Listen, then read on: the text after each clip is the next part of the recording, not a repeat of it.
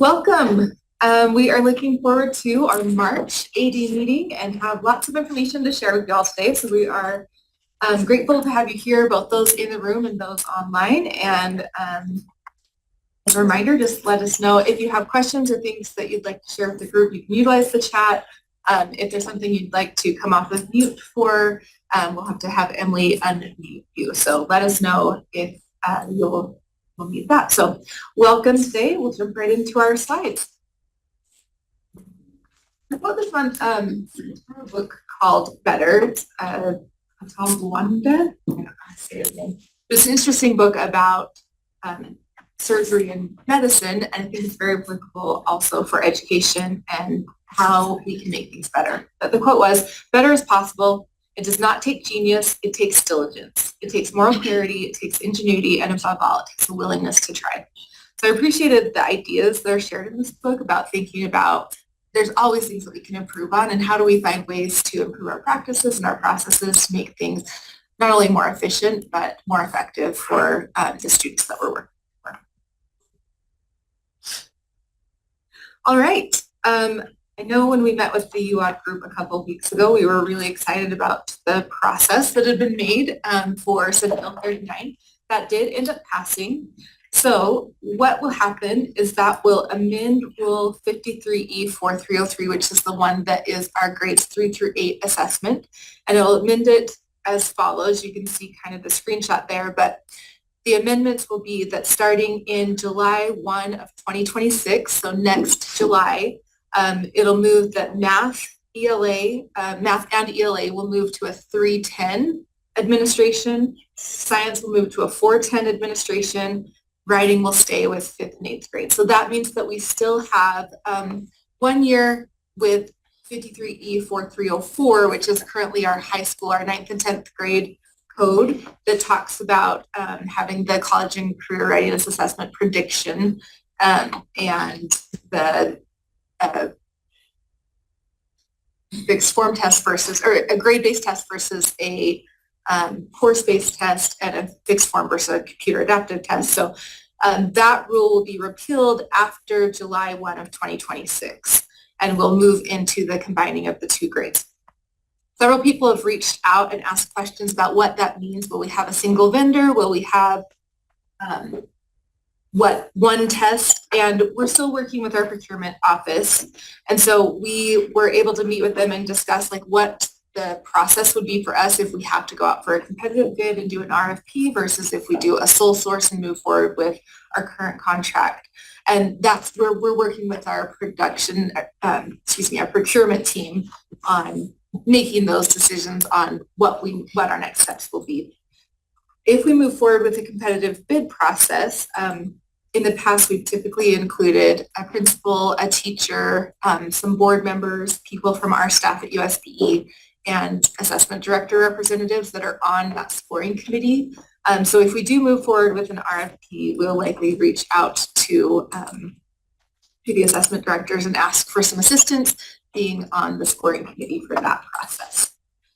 We do need to move forward with item development fairly quickly. So although we have another year of administration with Utah Aspire Plus, we'll likely try and get that contract changed or new contract, depending on who the vendor is, sooner rather than later, so we can move forward with item development, because we will need to develop significantly for science and math, especially secondary math 3. We have some topics that we're going to be discussing with our TAC group coming up this month on timeline, as we have new math standards in the works, timeline for administering those secondary 1, 2, and 3 assessments, but particularly secondary 3 is looking like there may be significant changes to those standards. So looking at the timeline for when we would administer math assessments versus when we have to have a new assessment for Senate Bill 39. I'm going to pause for a moment to see if there are questions for us on Senate Bill 39. And you said grade level, like for science, is it going to be subject specific? Thank you. So I was talking grade, I said grade level, but it is course based. So for math, it would be secondary 1, 2, 3. So right now we have we're assessing secondary 1 in 9th grade, secondary 2 in 10th grade. If kids are in 8th grade and accelerated, they can do a secondary math 1. But it will be a course-based assessment when after July of 26. So we'll move to a course-based. That's for math, science, and science. We would be looking at developing for the same 4 courses that we previously when we were course-based science assessment. So, and Scott's online, you correct me if I'm wrong, Scott, but it's chemistry, physics, earth science, and biology. Any other questions? Oh, go ahead, Scott.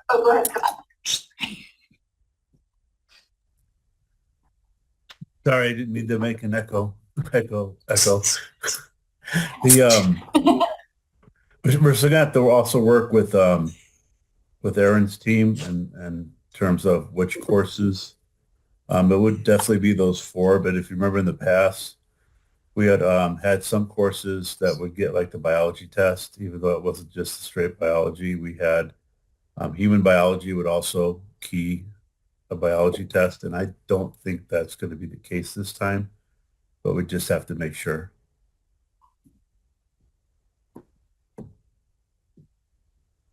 Thanks, Scott. All right, if we have other questions, you're welcome to either raise hands or type questions in the chat. We're happy to follow up with those things. But the timeline, like I said, even though the rule is effective as of May 7th, 2025, the language in the rule gives us some specific dates that we're looking at. So we'll have spring of 26 will still be a UTAS Aspire Plus amendment, and then we'll know hopefully in the coming months what will happen with as far as vendor and assessment platform for the 9th and 10th grade students. All right, other bills that passed recently at the end of our legislative session. House Bill 42 is effective July 1, 2025. We're currently working on board rule to support this House bill, but essentially it was emergency funds being available to those LEAs that are experiencing significant increase in their EL students. There's some description about what it means to be a student learning English, what it means to be being the lowest score available is part of what we're talking about in our board rule to make sure we're providing some guidelines about what that means, the lowest score available under an assessment for a student, and how people are calculating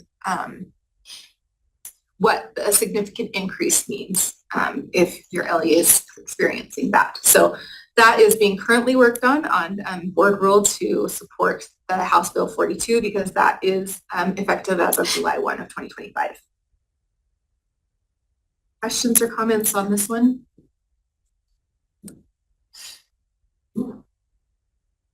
Okay, another House bill that recently passed was House Bill 381. This one also comes into effect July 1, 2025. The significant thing for assessment directors with House Bill 381 is there will be a removal of the requirement for the civics test for graduation starting in the 26-27 school year. So one more year of requiring the civics test for graduation up through the 25-26 year, but starting in 26-27, that requirement for passing the basic civics test for graduation will be removed. They are adding an additional credit for social studies to be able to graduate. So that American Constitutional Government course will be a requirement for graduation, but they're removing the assessment requirement. And finally, one more change that we'll be sending out a lot more information shortly. We're still in the process of working through this, but in House Bill 2, there was a budget amendment allowing assessment and accountability to start a new cohort of assessment to achievement and focusing on AI. This House bill comes into effect July 1. We're hoping to start another cohort of schools for assessment to achievement focusing on artificial intelligence, and we'll talk more about what that means. But we wrote in here a 2 to 3 year commitment. I think it will be a 3-year commitment, which is the language from the code. that it will be a 3-year commitment, approximately 12 schools to participate in that cohort. It will start this August. So we'll be starting to kind of heavily recruit in the next month or so for schools that are interested in participating in this Assessment to Achievement AI cohort. And more information on that will follow as soon as we have that kind of nailed down in the coming weeks. I think that's the end of my slides. So if there are other questions, please reach out if you have questions about, oh no, there's one more, board meeting. So there were no past items from the March board meeting to update that were assessment related. We will have in April in the Law and Licensing Committee meeting, we'll be presenting to the board about our item development and process for that. It's just an informational piece, nothing that they're voting on, but we'll be presenting to the board on that. We have several procurement items coming up. So we are currently working on a sole source contract. We're hoping to have this on the May consent calendar for the WIDA assessment for English language proficiency assessment. We're moving forward with the contract extension for DLM for another 5 years. That hopefully will also be on the May consent calendar. And then we're working on our Measurement Incorporated contract. That's our Utah Compose. That one we're extending the contract by 1 year. That one should be on our April board meeting consent calendar. See, there's a question from Brian. The civics test, so it's only current seniors and juniors that need to have completed to graduate. Current sophomores will take the history credit. Yeah, that's correct, Brian. So current seniors will still be under the basic civics test rule to graduate. Next year, they're juniors, so they'd be seniors next year. Again, they would need to take the civics test next year. And then starting in the 26-27 year, students will not need to have passed the civics test to graduate. They'll have to have taken that history credit in by the 26-27 year to graduate. So it would be current sophomores will need to take that additional history credit. Hal, the question, when will the board review extending the contract of RISE to grade 10? So that's in the coming months. So it will be dependent on if we are able to move forward with a sole source contract. We would like to move that sooner rather than later to amend our current contract. If it's determined by our procurement office that we need to go to a competitive bid process, then we would move forward with an RFP. And then again, that would take a little bit longer to move forward with that. But hopefully by this fall, we'd have something in place. So can districts testify? That's a good question. It's something that our procurement is working with our legal team to determine what we would be required to do. And if we have enough reason to move forward with a sole source versus a competitive bid process, then that would be something that we would have to discuss with our procurement and legal team, or trying to make that determination on what are the next steps. Thanks, Drew. We really don't want two systems. I know that two systems are difficult for people in the field. It's training on different things. It's a lot of work to have two different systems, and simplifying down to one system is something that would be much more beneficial to people in the field as well as our team, but it's something that we have to make sure we're following the proper channels of procurement. Subcommittee, a different vendor is that, yeah. Especially at a building when you have 8th and 9th grade students in the same building and having two different systems in the same building. Yeah, so I think this is great information. If you have other feelings about this, and if you would maybe send me that in writing, it's something that I can share with our procurement team as well. Yeah, so Hal, if you'll go ahead and send that. If you have strong feelings, I appreciate the comments and appreciate the people that are sharing their opinions in the comments. If you'll include, maybe send me a message. I'm meeting again with our procurement team next Friday. So if sometime before next Friday, if you feel strongly about the systems or the vendors, having that information to share with our procurement team before next Friday would be helpful. So if you'd reach out to me, that would be great. Yeah, and thanks, Hal, seeing if there's specific groups or individuals that would like to send us information of your opinion on systems and how we move forward with that. any of that kind of information, sharing that with our procurement team would be appreciated. So quick question and clarification on the civics exam. Is that still going to be an option for them to take a civics exam and not earn an additional credit? No, so it would not be an option for them to just take the civics test after that into the 26-27 year, starting that year. So there is still language in the code about the civics test, but that's for adult ed. So any of the language that's still in code is about the civics test is specific to adult education, not for students in high school. Thank you. All right, reach out if you have any other questions, and I am looking forward to seeing some responses about moving forward with procurement.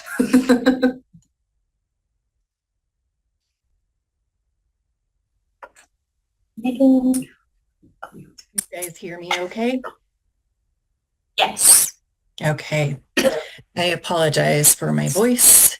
All right, WIDA, still reminding those of you that may have not returned materials, although they were due. If you're still in the process of returning late materials at this point and need to fill in any bubbles, please, again, make sure that those are correct because it's a costly mistake at this point. All right, and there's our contact information. I'm going to put in a plea for, if you can, reach out to me via email right now because talking is not one of my strongest suits this week. My first thing that I wanted to say is as we completed access on the 7th, a huge thank yous.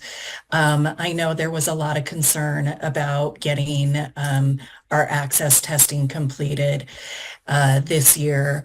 And I am very happy to report that for our online access right now, and this is just our preliminary numbers, that for our 1st through 12th grade access testing, we had a 95% completion rate, which is actually higher than last year, which sat at a 94% completion rate. So your hard work paid off, and I cannot say thank you enough for everything you did to give our ML students the opportunity to engage in their testing. Again, we know that some schools within LEAs had a little more difficult time. We would encourage you to reach out to myself and Sydney McCarty if you do have still remaining concerns that we can discuss. But we are very happy to report that on a whole, we actually had a higher percentage completion this year than in the past. Okay, next. All right, our access testing calendar is dwindling down. And I apologize. This Tuesday, you got sent the data validation information. It was meant to go out today, which you also did receive. You will be receiving an email as well from DRC with these directions. But just a couple of reminders, the deadline for shipping completed test materials, that was this Monday, St. Patrick's Day. So if you did not have it postmarked by this Monday, it will be considered a late return, and those materials that are late will not be processed immediately. So you could see a delay in some of your reporting if that happens to be any test booklets that need to be scored. Please also remember DRC did send out instructions. If you need those instructions sent to you for returning test materials, I'd be happy to forward on the directions again for returning those materials. All secure materials do need to be returned.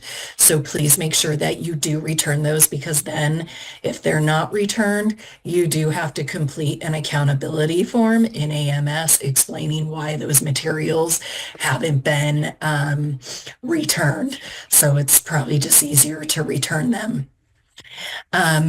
Now, the data validation, I've already been getting some emails. Please do take note. This window does not open till the 2nd. So if you're trying to get in there to start this process, it's not going to work. It does not open again till the 2nd, and you have about 2 weeks to be completing this.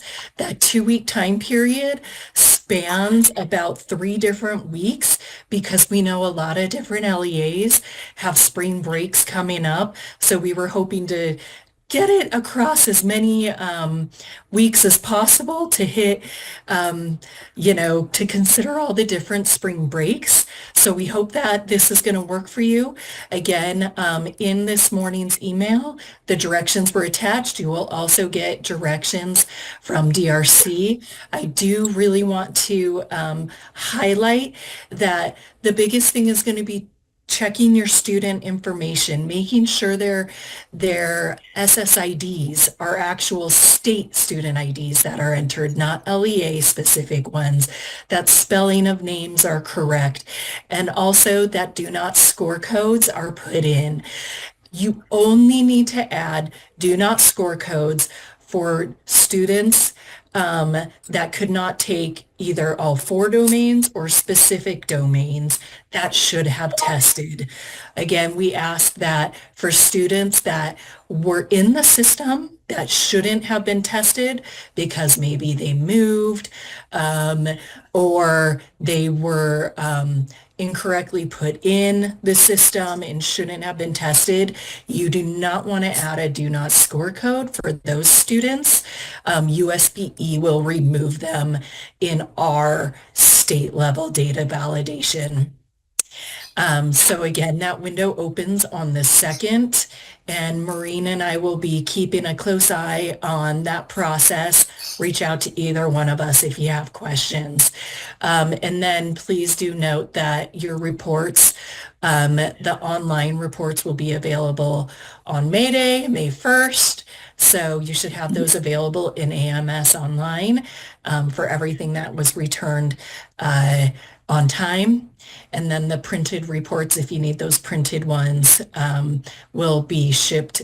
And again, wherever you get all your materials shipped, you should expect to see those arriving either the 16th through the 19th. So again, please let us know what questions you have. It's always, we're happy to help. All right.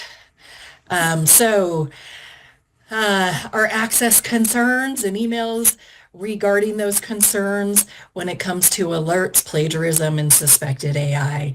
As you know, scoring is still taking place for the assessments. And as we continue the scoring, especially with our speaking and writing responses, we do see alerts from time to time come across. And then if you do have an alert, Emily Yang will be notifying your LEA of those alerts. And that will need to be handled, of course, by all the appropriate personnel in your LEA. We need to be notified once the situation has been addressed. Plagiarisms as well. Please note that with plagiarized items, just the item will not be scored. So it's not the entire domain unless, which we've never seen, a student plagiarizes the entire test. So every single item, then that domain would be not scored, but it is only at the item level. Again, Emily Ng will be sending out those plagiarism notifications, and USBE does need to be notified once that situation has been investigated and addressed in your LEA. And again, finally, suspected AI usage. Since this is very new, and it is still being looked into, the items that are suspected of using AI to generate a response.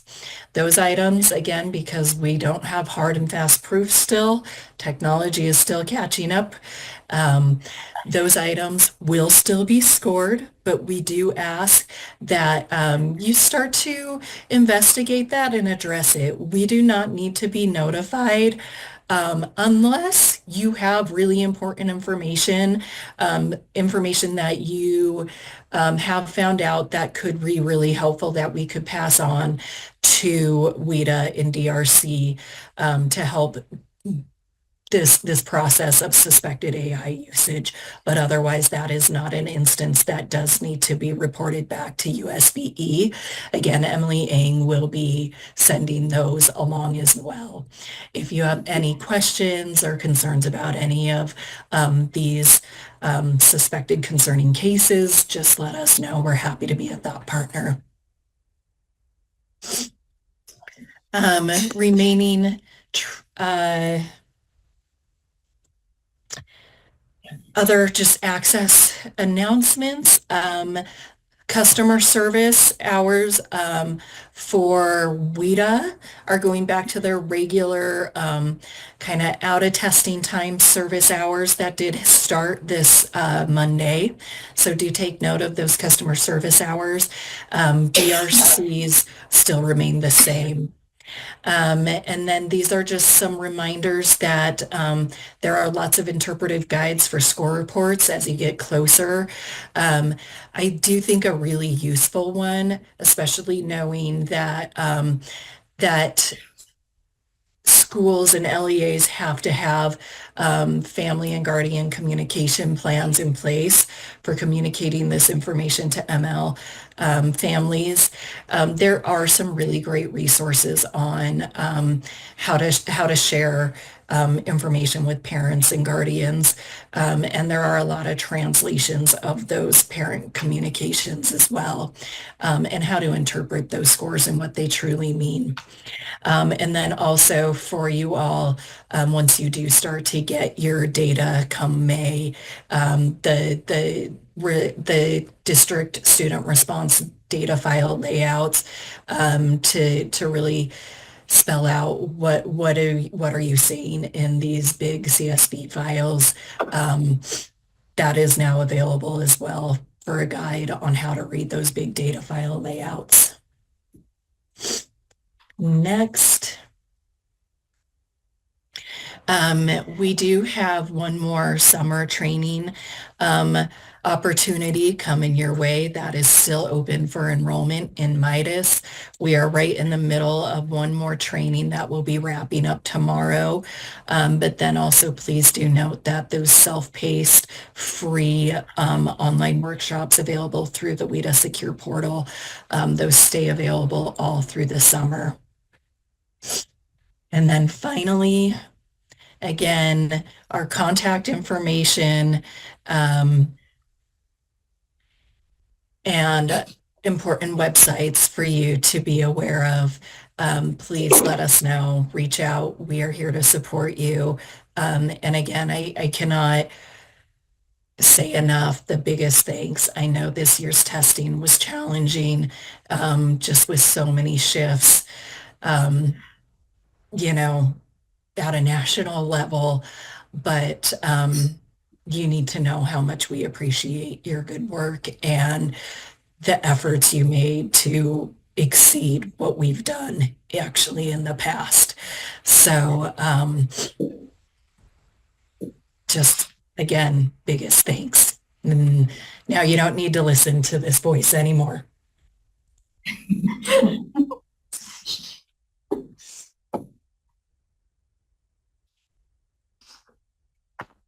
All right, I guess it's my turn now.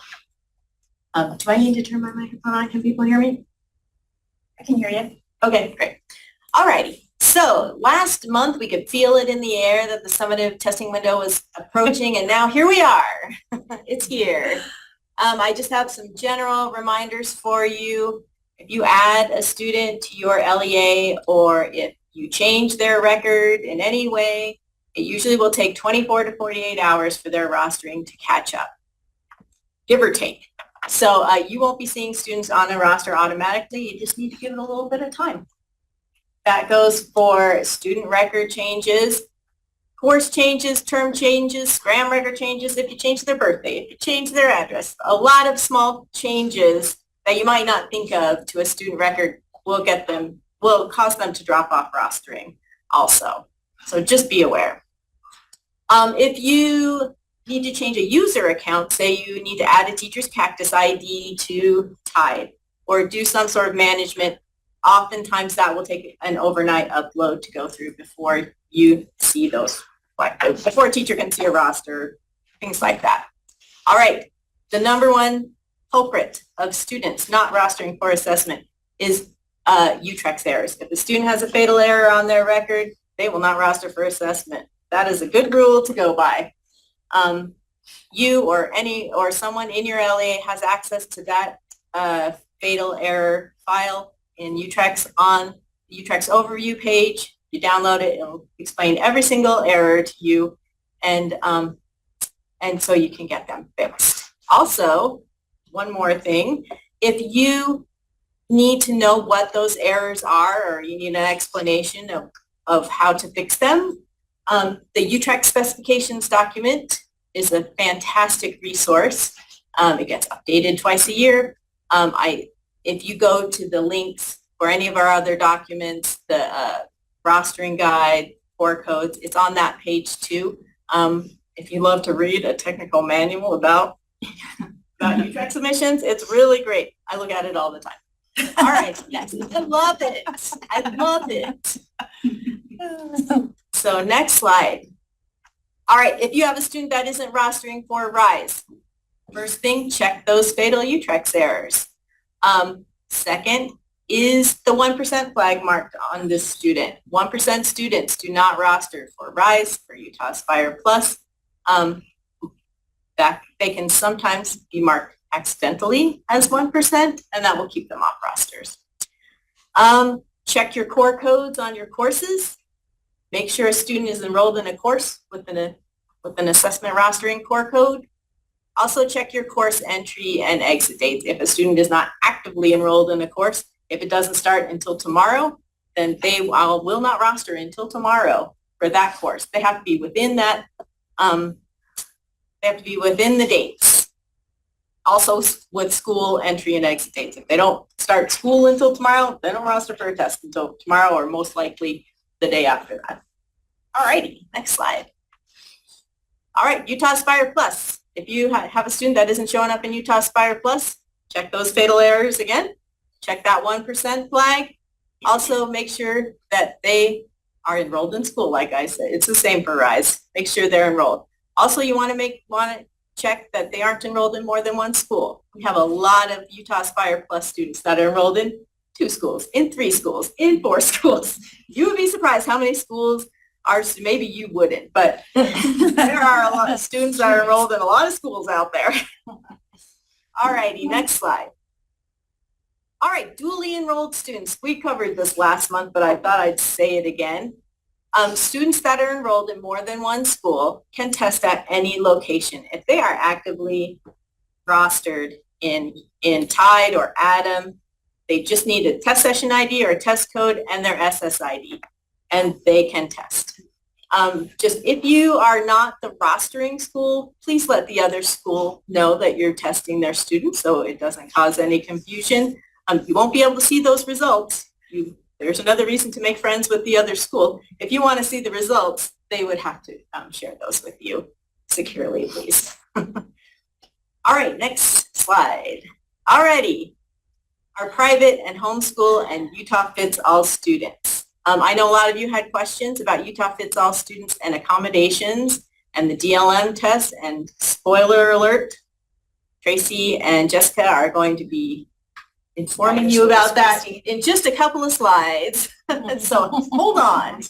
All right, so LEAs are required to offer an opportunity to parents who request to test their students. We have a guide for you to roster these students just for assessment.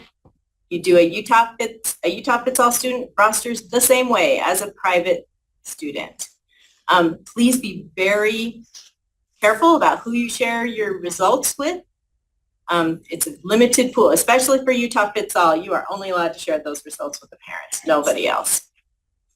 If it's a private school, rostering their students with you, you can share those results with the private school, but just be cautious. All right, so this special rostering method, the private homeschool method, is only for students who are not enrolled at any other school in Utah.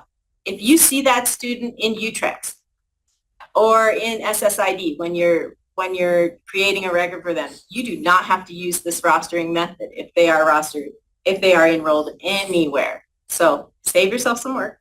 Check and make sure before you go through all this hassle. And like I said in the last slide, if they're enrolled anywhere else, you can just test them. That's fine. You are allowed to decide where you want to assess these students, the location. You can choose the time. You have a lot of leeway as an LEA in assessing these students. Next slide. There are questions online. Oh, sorry, I'm not in the Zoom. First question, any updates on the rostering issues? Students not dropping off RISE, Utah Aspire Plus not rostering when taking SOEP online classes? Okay, so we did just discover an issue yesterday with some students not dropping off rosters in RISE when they transfer out of classes. We're working on that right now. I'm hoping we will get that sorted out very soon. Just make sure they test with their appropriate class, and I am assuming, hopefully correctly, that they will just drop off rosters once we get this issue cleared up. You won't have to put in any participation code, so don't worry about that right now. Just let them sit, and hopefully in a few days, next week, we will have that sorted out. We're also working on the Utah Aspire Plus with students, with dually enrolled students. Some of them are rostering with their online school instead of their brick and mortar school. We did have a fix for that last week, but then it broke a bunch of other stuff. So we had to roll it back. But we are working on that right now too. So hopefully that will also be cleared up without breaking anything in this week. Next question, and this might be for somebody else, but for dual enrolled students, how does that work with accountability? Is it just based on school of record? Our data and statistics team, after we receive the results at the end of the testing window, they verify student enrollment, their courses, they match students to their courses. So there is a big process after the fact, matching students to schools to teachers. So we don't depend just on where they roster.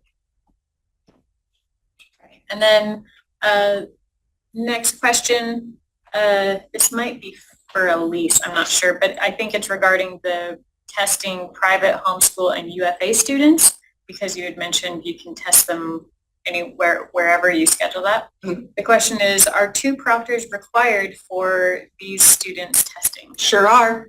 Yes, you have to follow. You have to follow the same testing ethics and procedures as any other student.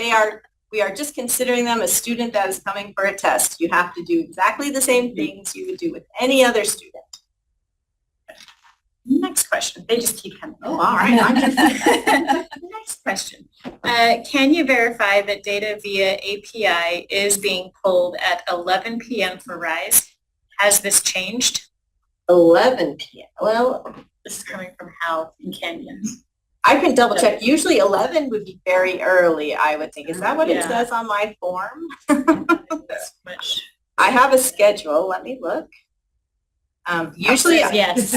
Oh, well, usually it's around 1 a.m. or 2 a.m. I will double check that, and I will fix that document. Next question. So if we have a student that is dual enrolled and they test at a different school, but they still roster with us, what participation code do we enter? Well, if they took the test and they are enrolled with you, then that would just be regular participation. Even if they tested somewhere else? Yes. Because they still participate. They participated. Yeah. No more questions. Oh, all right, next slide. Eva, let's see the next slide. I'm not taking questions today.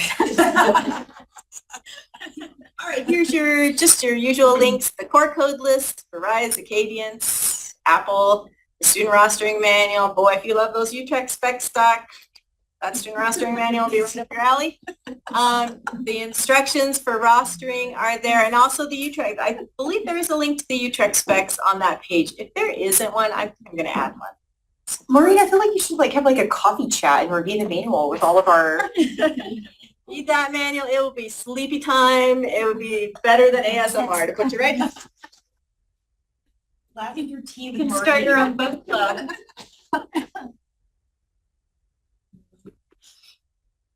All right, as always, I'm here for you. If you have any questions about student rostering, send me an email and we'll work it out if you have any issues. Okay, all right, here we go, friends. Utah Fits All and Special Education Services. So we have been getting some questions around this, and we sat down with Kim Prado, our special education director, and she actually was the one that kind of created these slides. But here's how this sits. As far as the information we have right now and know right now for this moment. So local education agencies, so LEAs, are still responsible for child find within their LEA. So your special ed directors should be aware of this. Even students, private school, homeschool, there still is a child find responsibility, which doesn't necessarily concern you per se, but just know there is that. So if a student with a disability is participating in the Utah Fits All, the student is not enrolled in public school. P.S. friends, the first student we checked when this came to us was duly enrolled. Was enrolled in a public school, and they were also trying to roster this student as a UFA school, and it was a DLM student. So students who are not enrolled at public school are not eligible for special education under IDEA. So it is very clear, right, that parents are giving up their right to FAPE. There's still the child find obligation, meaning the LEA has to stand ready, willing, and able to provide services. Okay, but they're not eligible under FAPE when parent placement is private homeschool.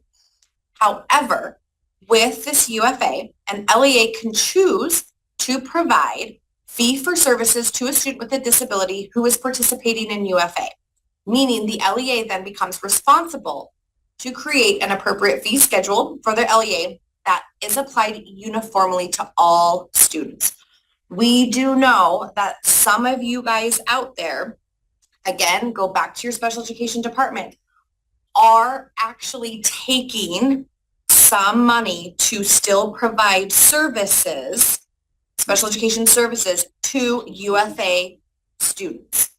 So parents can contract back with the LEA for a fee to provide services. So we do know this is going on specifically with the DLM student out there. Okay, so that's kind of overview there of that. Go ahead. So within UFA, there's the annual portfolio or an optional assessment. So progress for a student receiving UFA scholarship can be reported through portfolio, or they have an option to take an assessment in place of that. And so if the parent or student prefers to do an assessment in place of the portfolio, right, we've got the UFA guidance, Maureen's been supporting all of those fabulous things, rostering all of that. So again, a parent can request an assessment from a participating LEA as a fee for service. So we do have this already happening for private school students too. However, if a student requires accommodations for assessments, the parents must notify the LEA. The participating LEA, which is you guys, and the parent discuss the accommodations needed for the student based on any prior determination of eligibility or child find determination of eligibility. So really, if you've got UFA students coming in, testing, requesting accommodations, I would loop in your special ed department. You guys are the ones with the parent to determine what those accommodations are, what you're accepting, not accepting. Does that make sense? Okay, So if we charge a fee, but it's not a fee for testing, just like a service fee to come in and test, does that apply, or is it just if we're charging a fee because we're giving them specialized services? go back to the next slide. Yeah, or the previous slide, thank you. So see that? So an LEA is responsible to create an appropriate fee schedule for their LEA that is applied uniformly to all students. So be cautious if you are not going to charge a fee to UFA students that are not requesting accommodations, but you're going to charge a fee to UFA students requesting accommodations, Just for testing? just for testing, But okay? if they're getting services from If our. they're contracting services, that's different because they may be contracting SLP services, speech language, right? Like they may be contracting to come in and provide OT, PT. OT, PT. I know that there's some other services happening, kind of split. So when it comes to assessment, right, hence the whole all students, so be cautious of that when you're doing that, applying a fee for testing. Does that make sense? Yes. Okay. All right, next slide. So in other words, Jessica and I are not determining if the student should get accommodations. So I think this is also a relief to what was asked last month, and that is that there is no onus on you as an assessment director or special education director. It's really if the parent comes to you, like there's no additional task placed on your shoulders, or are there other kids out there that need accommodations? No, that is not your responsibility. We had thorough discussions with our special ed administrators to give y'all this information. But work, it's the team, right? The Yeah. team, the parents bring in information, right? All of those things. So again, so the caution becomes if you say we're denying those accommodations, right? Be careful that you're not encroaching on ADA disability. Okay? Yeah, if they do come to you, you need to have careful conversations with your special ed department. It would not be a no. It's just that that's not another task on your list. Like, oh, I need to check with my UFA students. That's not an additional task for you. But if they do come to you, those conversations need to have space for It's this. the parent's responsibility. to Yes. provide Mhm. accommodations. Yes. Right? The parent must notify the LEA. Okay? There is a question online. Do any LEAs have or are willing to share a fee schedule for UFA students this spring? And it looks like there's some other feedback saying, I'm also interested in this. If anybody has an example of a fee schedule. We do not oversee fee schedule. I think Brian's asking if other LEAs are willing Yeah, to share. but And caution of not just for UFA students, but students who are private or public, or private or homeschool, not homeschool, you can't charge for homeschool. Private school students, a fee schedule for that. Yep, so if anybody has one that they'd be willing to share, looks like there's several people that would be interested. And then another question, LEAs are only required to provide a summative assessment if the student's residence is within our boundaries, correct? Yes, I think it has to be their home It would be their LEA. home. But it's Yes. only summative. So like Yeah. can parents come in and request like benchmark?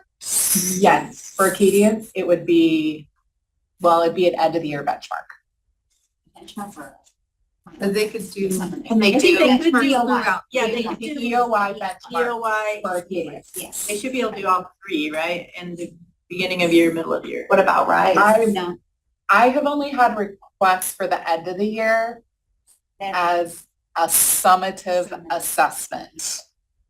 And I would say that you could do a fee schedule that's different based on the assessment, right? Like Acadians could have a different charge than Rise could have, or UA Plus, like depending on the amount of time that an employee would have to take to administer.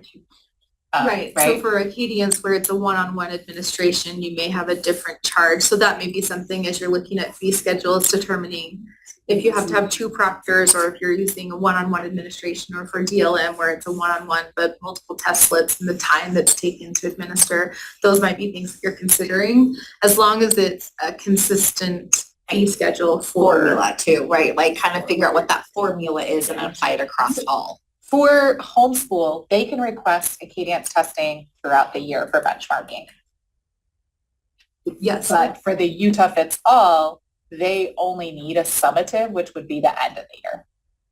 So it's Right. kind of like little difference, just. And it might be one of those things that's an LEA decision about a Katie.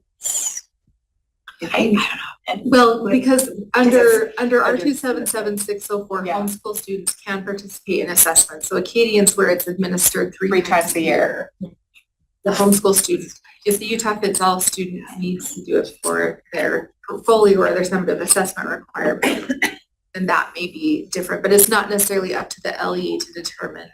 I think that's where things get a little bit sticky because if they're doing it for UFA scholarship and have to do the summative versus you can't charge a fee for homeschool students participating in assessments. That could get kind of sticky. There's a follow-up to this. So does that mean charter schools are not required to test students that request because they don't have traditional boundaries? Well, and then that kind of leads into the next one. Our district is not a UFA provider. If a parent of a student with a previous IEP requests a course from us, are we okay to say no if they are through UFA, correct? Of course, they would come as a non-UFA student. We would happily. Will you email me that question, Kendra? I want to send that up to my top leadership as a charter school where that comes into play if they come to you. I don't know. Yeah, I'm not going to answer that one. And same thing, Catherine, with the question about charter schools not having traditional boundaries. So I don't think that's the case, but it's something that I would want to check. I'm not positive on the charter schools not being required to help having. Like if they students live assess. next to the charter school, Yeah, right? live Like if close to you or home. So even though That's a you good don't question. have a traditional boundary, if you're local to that school, I would still assume that would be a place where people could test, but that's something that I think we'll want to check on for sure. I don't know. I've always told people their local elementary school, Right. just because I don't know what charter school would be even close to them, and I'm not looking If you've at got a it, charter so- school close, technically charter schools, you're considered an Is it LEA public too, school? so. Yes, they are. And would be local to people. So I would assume that you would still be included as being able to administer to homeschool or private school students. If they're close. I think Kendra complicated her question too. I think the real key here is not whether the student has had an IEP or not. It's whether they're getting UFA services or not. So if since they're not a UFA provider, like you could be fine to say no, but Oh, like if they Like- if they want to contract with you with services. there is like right. extra information added to your question that's really irrelevant. It's really, are they UFA or not? Because it has nothing to do with whether they've had an IEP or not. Right, Sydney? It's sounding like that, like if they are not a UFA provider. I don't know the rules specifically on if you're not a UFA provider, if you Can you choose to not be, to right, a assess fee for people. service or whatever that- school? Well, I know there, Well, Yeah, I think you're talking special ed services, right? If a parent comes in and wants to contract with you to do a fee for service, is that what you're asking, Kendra? I think they could. Yes, I would go, I can't answer that. Will you email that to me? Yeah, just email that to me and Jessica and I, or to both Jessica and I, and we'll work with Kim Fratto. I don't believe that you could say no to the assessment. Yeah, the assessment, I don't That's think you pretty can. Yeah, the assessment, it doesn't matter whether you're not a UFA, like LEA, like you still have to administer the assessment if it's requested. could be the If services. see if Kim part. Fratto, Jessica, and see if you can. Yeah, it's like that's, I am either one of them right now, that question. We'll see if we can maybe get an answer for you right now. Right, that would be the fee.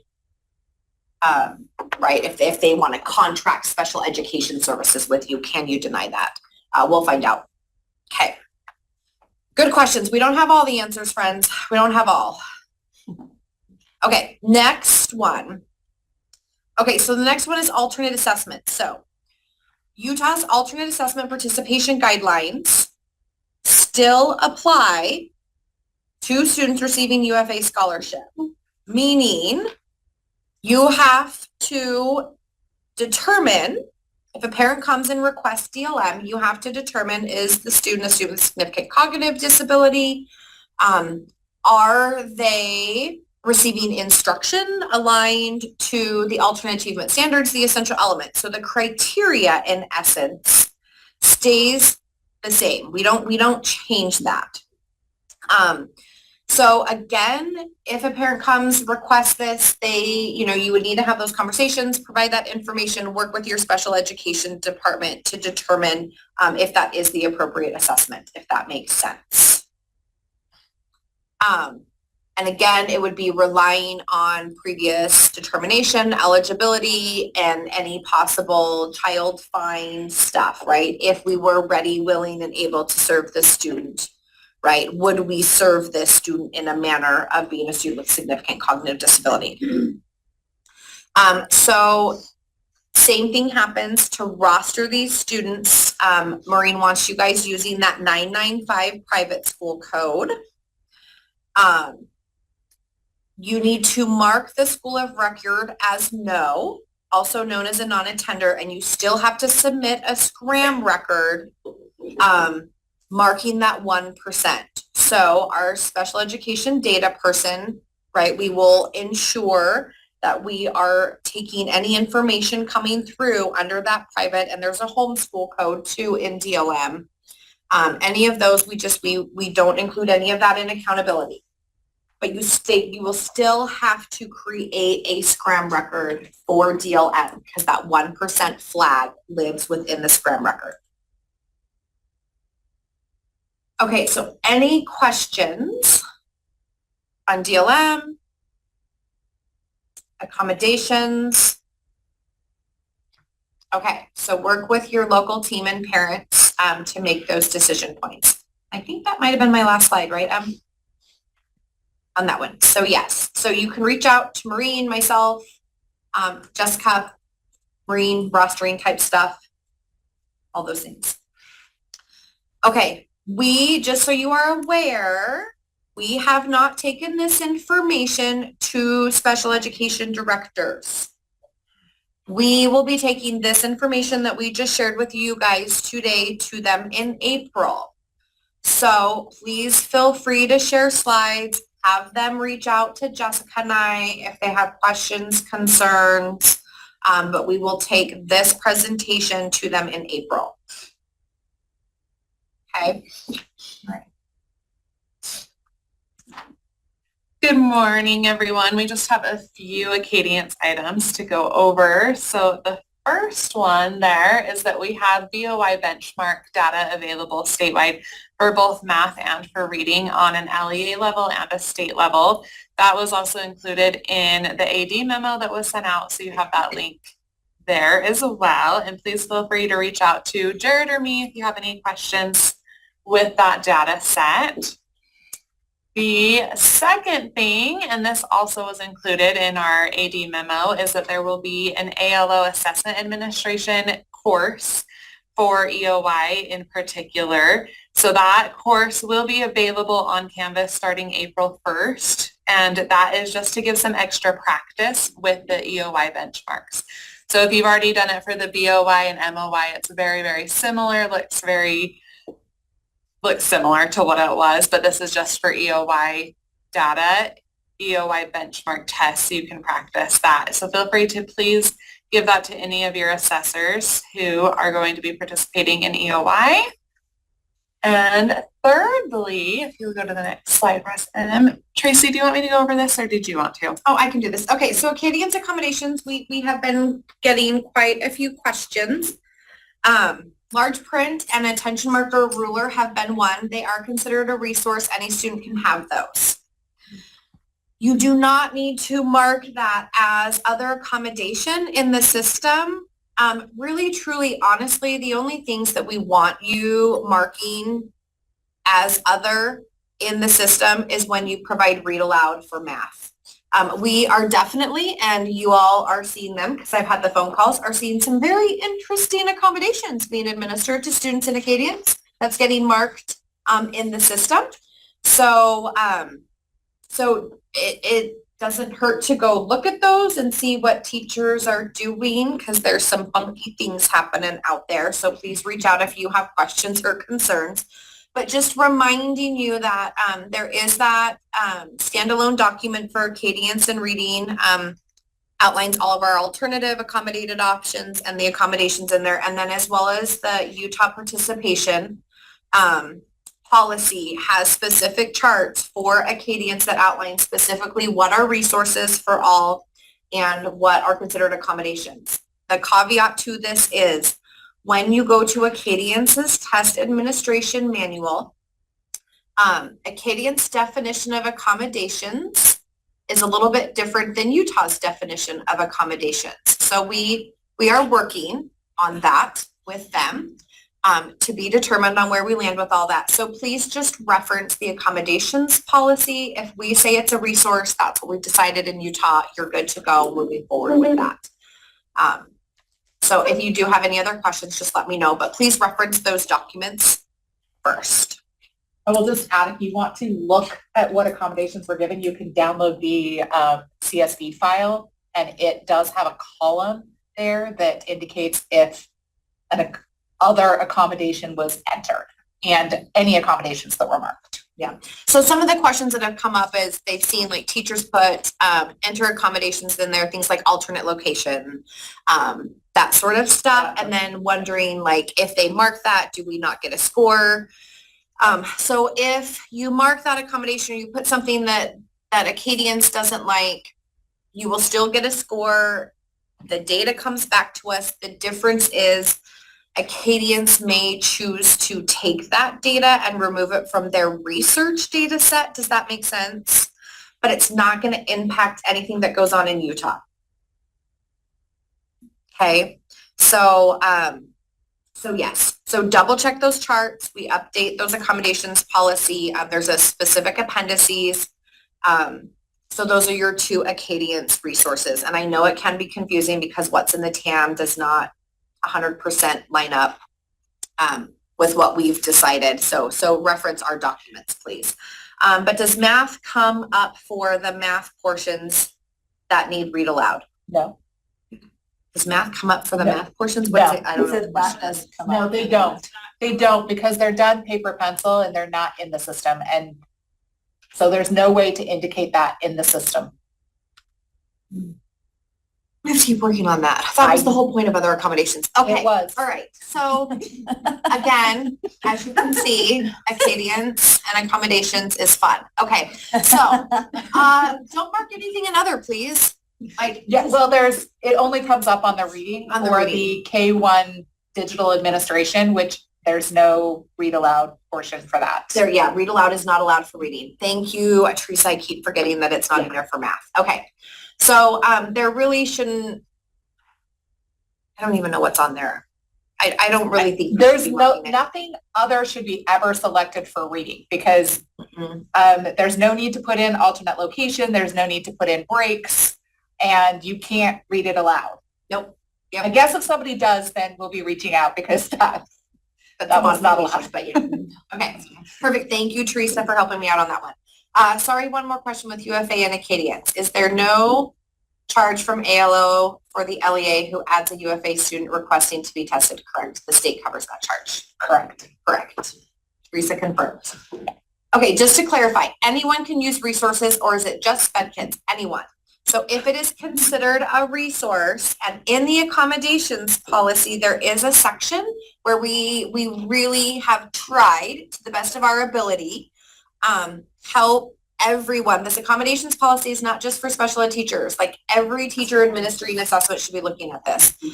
So resources are considered a UDL tool that any student can use. However, the difference with your special ed students is it becomes non-optional. So it still should be in IEPs, should still be on assessment addendums, any of you crossover special ed folks here. The difference becomes it is a requirement for those students to get that resource, right? If it's written into an IEP versus just anybody can use it. But in essence now you have not accommodated that assessment, right? It's a standard administration. And this goes for every statewide assessment. And I feel really sorry, but it is so important for people to be aware of what the difference is between resources and accommodations, because we have been receiving, or I've been receiving, a lot of exceptional accommodation requests for human readers for tests when our statewide assessments have text-to-speech for them on all allowable portions. So when you're not aware of what's already available and embedded in an assessment, you're, wasting time. I'm sure some of these, this hour or two of somebody's time sending me all this information, and I feel so bad because I'm like, you should have been more familiar with your testing system and known what was available. So yeah, whether or not you're teaching special education students or not, it's important to be aware. And also it's concerning when you get that information, because it shows that there is some, training that needs to happen in your district. It shows that teachers are not looking at training tests available. If a teacher's not familiar with it, then certainly students don't know what they're about to access. So it's like a whole domino of lack of information being disseminated. I will add just with the question as far as who pays for it. The state will pay for it, but if you do have a lot of UFA students, you may have something come up where it says you do not have any more license available. If that happens, please reach out to Dallas Brooks or Jared Wright and let them know, and they will work with Cadience to get more licenses added to your LEA account. What about testing being printed on different colored paper? So Carrie, I'm going to kick you back to the accommodations policy. We've got to build capacity for you guys to try to start referring back to this stuff. So I'd have to go double check, but I'm pretty sure that is an accommodation, right? That color overlay component sits within accommodation, color contrast. So I'd have to go look it up myself to see exactly. It's not, we did not. Just go refer back to the accommodations policy. For Acadience, I don't. Yeah, so for RISE, you can change some of that on the fly. I want to say for Acadience, it's an accommodation, but I'd have to go double check. I'm pretty sure it's an accommodation. So anyway, so I'm telling you, it is, we have tried, if you remember at the beginning of the year, the accommodations policy has specific appendices for each assessment where we really tried to be super clear. For this assessment, here are the things that are a resource to all students, and here's the things that are specifically accommodations only to those with an IEP 504 or EL plan. So, okay, perfect. I think that is all. Thank you. Okay, I think that's all we have for Acadience today. If you have any math Acadience related questions, please reach out to Jared Wright. For any reading Acadience questions, please reach out to me, Dallas Brooks. And that's going to take us into our PEEP assessment. So we have some updates to the managing of PEEP side, and I'm hoping that this will make some of your lives a lot easier. The first thing is that you can now add a second teacher to the classroom. So this is for classrooms that already currently have a teacher assigned and you just want to add a secondary teacher. You can do that. It just shows over here when you go to your main screen right there underneath rostering, you just add second teacher to classroom. So you would click on that button and it would bring up your next screen, which shows this. So over on the side there, the teacher is the current teacher that's assigned in PEEP. And then underneath second teacher, you can select the teacher there. So that'll add 2 teachers to your classroom. So that way there's 2 teachers who can see and input the PEEP data. So that's the first update. The second update is the is eligible indication.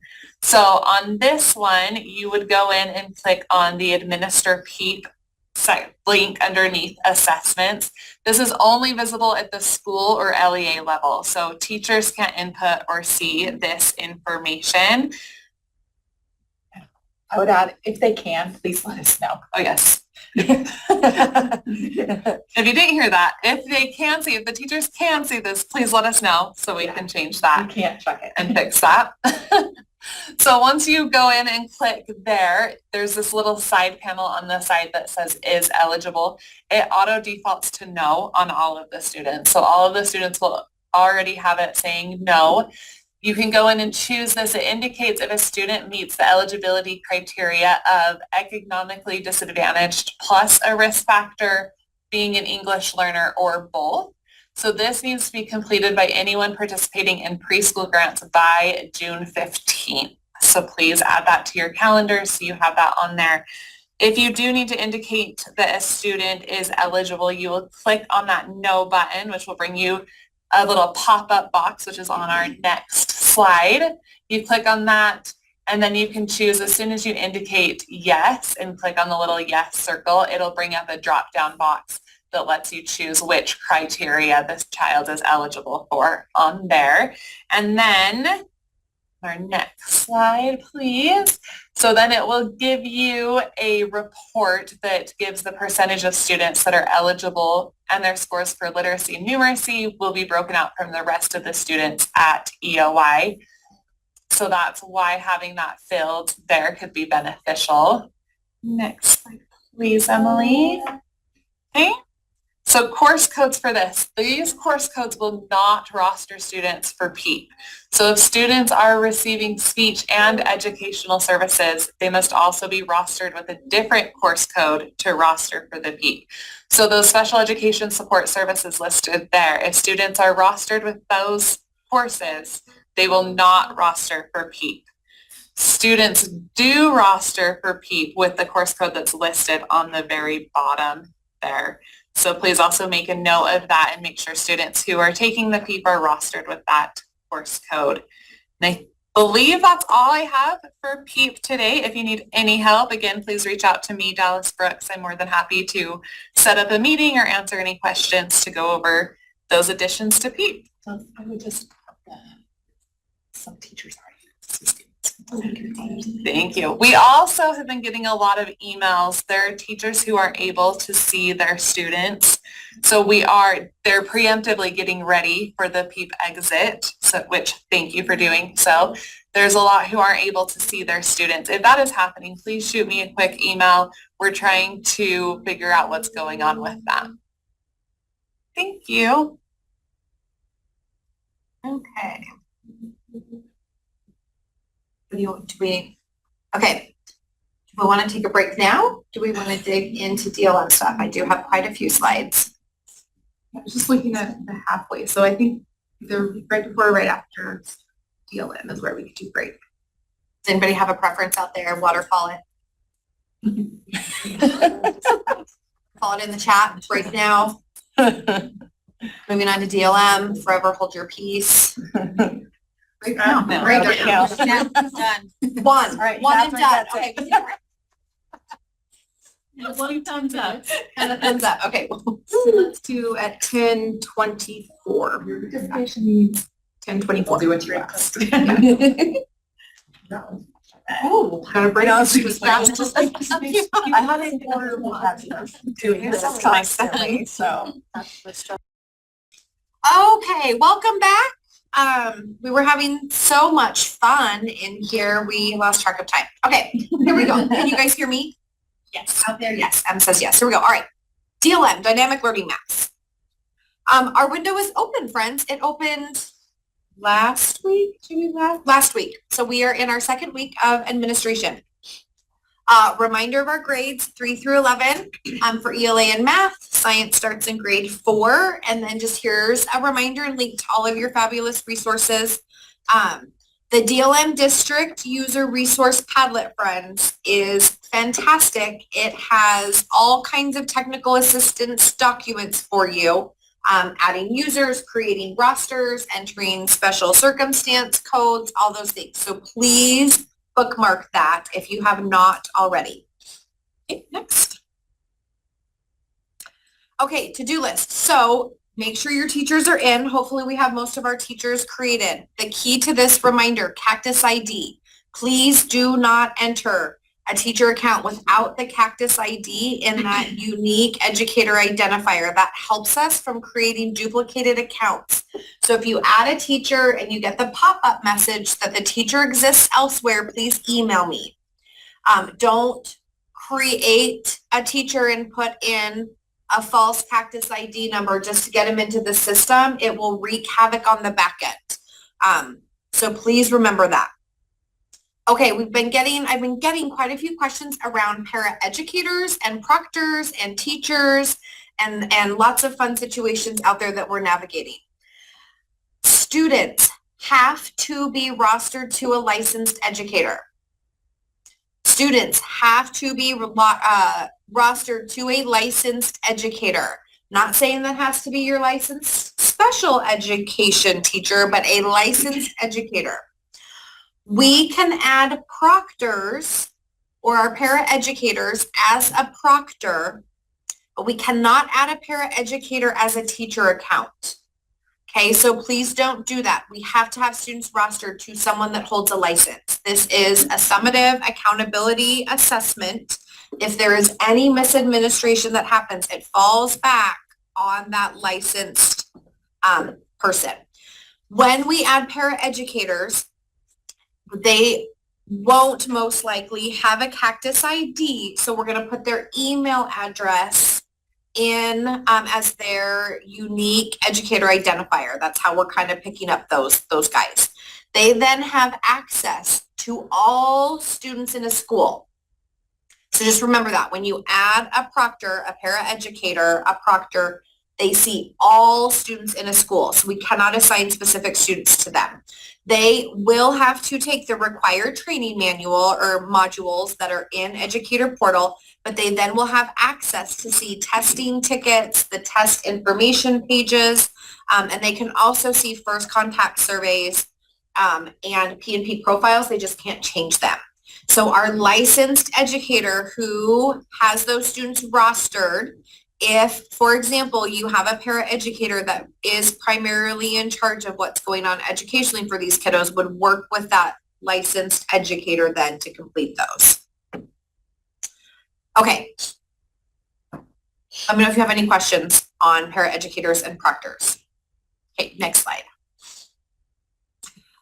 Roster creation. So remember, you have to have that 1% flag set, okay? DLM picks up their load from us at 8 p.m. So DLM reaches into us 8 p.m. every night. So if your UTREX push to us from your SIS system is not completed before 8 p.m. every night, those students will pick up the next day. Does that make sense? They'll pick up the following night at 8 p.m. So it can watch for a couple days for that flag to come through, depending on when you guys push your load and it completes. We do need to have rosters created by a district test coordinator. So I still am getting quite a few emails from teachers like, hey, what about my rosters? Again, trying to ensure that capacity is being built within you guys. I'm kind of kicking them back to you. So make sure we have a district test coordinator. There is that resource on the DLM District User Resource Padlet on how to create rosters. We are not following how we would like roster names to be. When I open up DLM, I'm seeing a lot of just the teacher last name and then ELA or math. We have quite a few situations where we may need to have a teacher enrolled in multiple schools to test kids, and in order to create those rosters for a teacher in multiple schools, you have to have that unique org number in there, or it will tell you that you have a duplicated roster. Does that make sense? So there's some reasoning behind why we're asking for that org number in there. And when you go into DLM, you can click on that settings drop down, and one of the first buttons to click on is organization. You can open that up, bring all your schools in, and you can download an Excel sheet to get those org numbers so that they're really handy. So please try to get that org number in there so that we don't run into trouble and confusion if we have to all of a sudden have a teacher have a couple rosters going on. Okay. Students will not receive testlets until they're on a teacher roster and the teacher has completed first contact survey. Okay, next page. So this is just kind of your teacher to-do list. You guys actually have extracts where you can come in and monitor this. You can come in and pull and figure out all of your teachers. Have they completed their required training? There is a rostering that you can pull and look really quickly and filter and see which students in your district are not rostered for a certain subject. Remember, if you put a student on an ELA roster, but you forget them on a math roster, they won't receive a math testlet. So that's one of the checkpoints I always have with teachers. Go check all 3 subjects and make sure all of your kids are on them. And just a reminder to teachers, they can update that P&P profile throughout the window. Again, 8 p.m. is kind of that caveat. So anything done after 8 p.m. in DLM system, it'll pick up the following day. And reminding teachers that we need to be accessing that test information page prior to administering. So please remind them, I'm monitoring that. You will be hearing from me starting pretty soon. We will get in there and start looking at what teachers are not accessing that tips page, and you'll be hearing from me. Okay, and then they need to gather that material. To this training on the portal. Is there a link that can direct teachers to this training on the portal? Are you talking the required training?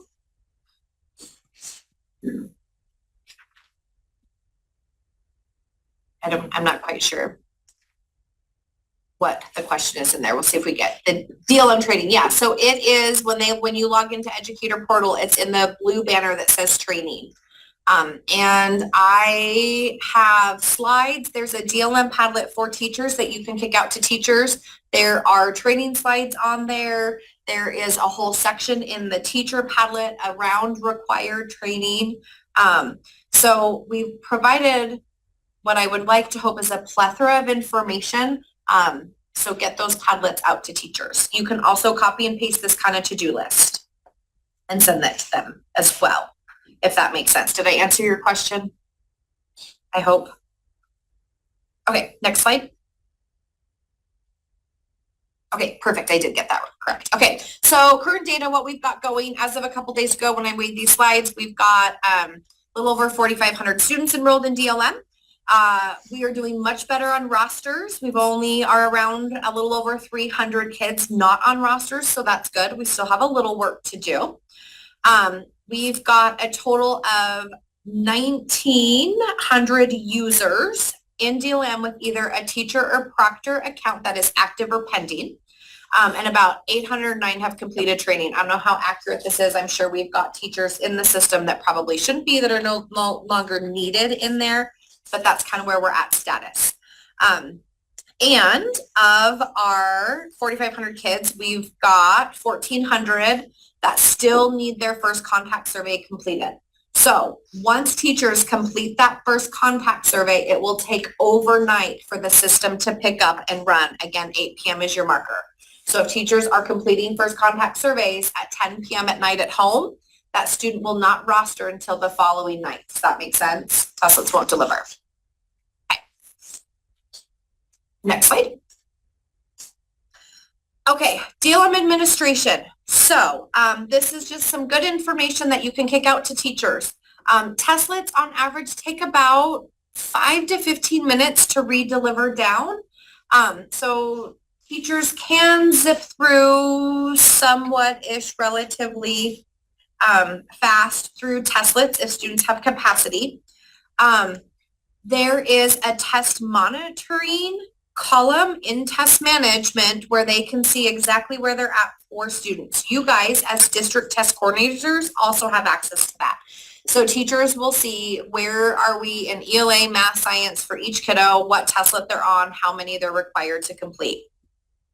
We do participate in field testing. So remind your teachers when they get done completing the required operational testlets, whether it's 9 for ELA and science, and then math is dependent upon the grade level, it'll disappear, and then what'll pop in is they'll see another testlet, and in the test progress window, it will say NA, and there will be an FT in the test session name. This will throw teachers, because they'll be like, man, I thought I was done. What the heck? It's a field testlet. Here's what I recommend to teachers. If it took everything they had to get through operational testing with their kiddos, and we have some of those out there. We are not here to torture children. We are not here to torture teachers. Please don't worry about the field test. Move on. But we do need field test data, as you guys know, to find out if they're viable items to move forward. So if teachers can, please complete that. There's also a teacher survey that delivers down. So teachers will see that in there. It should come down when the first testlet delivers. I ask teachers to wait until they're completely done with testing to fill that out. And it is a great opportunity to provide direct feedback back to DLM. And in fact, we do use a lot of the information that comes back in that to help redirect training or additional technical assistance that needs to happen. I look at it for some of my training needs as well. So we do really use those teacher surveys. So if they can, please have them complete those. Next. Okay, closing Kite Student Portal. Those of you that are on Mac devices, this is your reminder. Please tell your teachers, do not close out of that student portal using the little red close button that comes with Macs. They need to close Kite by clicking on the either sign out or close Kite button within the platform. If they use that little red button, it locks down the device and they have to call the service desk. I cannot unlock that. You have to call the service desk. So please take a clip of this slide and kick it out to your teachers. There is also a TA document, a guidance document on the DLM Test Coordinator Padlet that you can download and email to teachers too that walks through this as well. All right, DLM Special Circumstance Codes. Oh, well, that's wonderful. That's over your last thing. cutting off. Well, darn it, that's not helpful. Okay, DLM Special Circumstance Codes. So these are our participation codes for DLM. There is a document that is on the DLM District Padlet that you can download that actually has these same steps on it. Only district test coordinators are allowed to enter these special circumstance codes.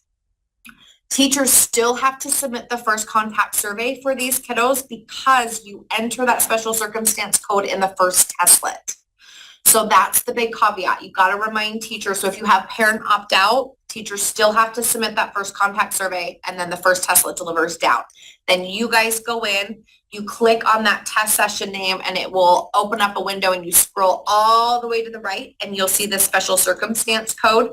Click on the drop-down menu, choose it, and then what you have to do is click the little save button in the blue highlighted bar next to it. And then there's a save button at the bottom. Okay, so that's how you enter special circumstance codes. You can do these now. You can wait and collect all of them at the end of the window. Our window closes June 6th. If you don't have them entered by June 6th, there's nothing I can do to help you. So you have till June 6th to enter those. So however you decide to do that. And just remember, there is a document on that Padlet that walks you through this. Okay, cool. Next slide, Em. All right, monitoring. You guys have a couple ways that you can be monitoring things. I am asking you, please, please, please, your district test coordinators, district users, whoever you've decided is that person, whether it's you or someone else in your district, please be monitoring. We actually had an LEA that used this dashboard that came out last year, and they actually caught a teacher who was testing outside of hours, called me, and guess what, friends? That teacher is sitting in front of UPAC right now. Okay, so we do have teachers that are accessing DLM testlets outside of hours and completing them for students and submitting it.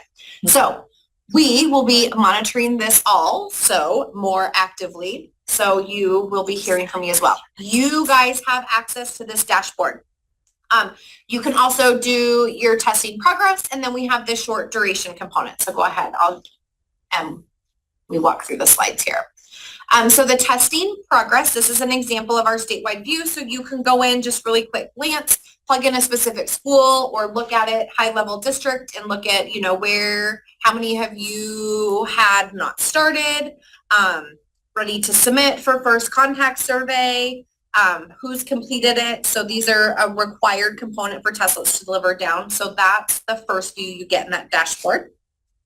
And then the next one, M, should be testing progress. So this one you do have to select and you can only look at it by subject. So you do have to filter in.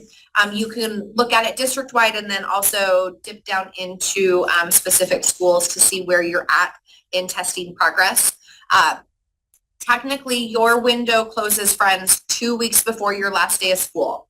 So that technically is when your DLM window is closed. So you can be monitoring that progress from there.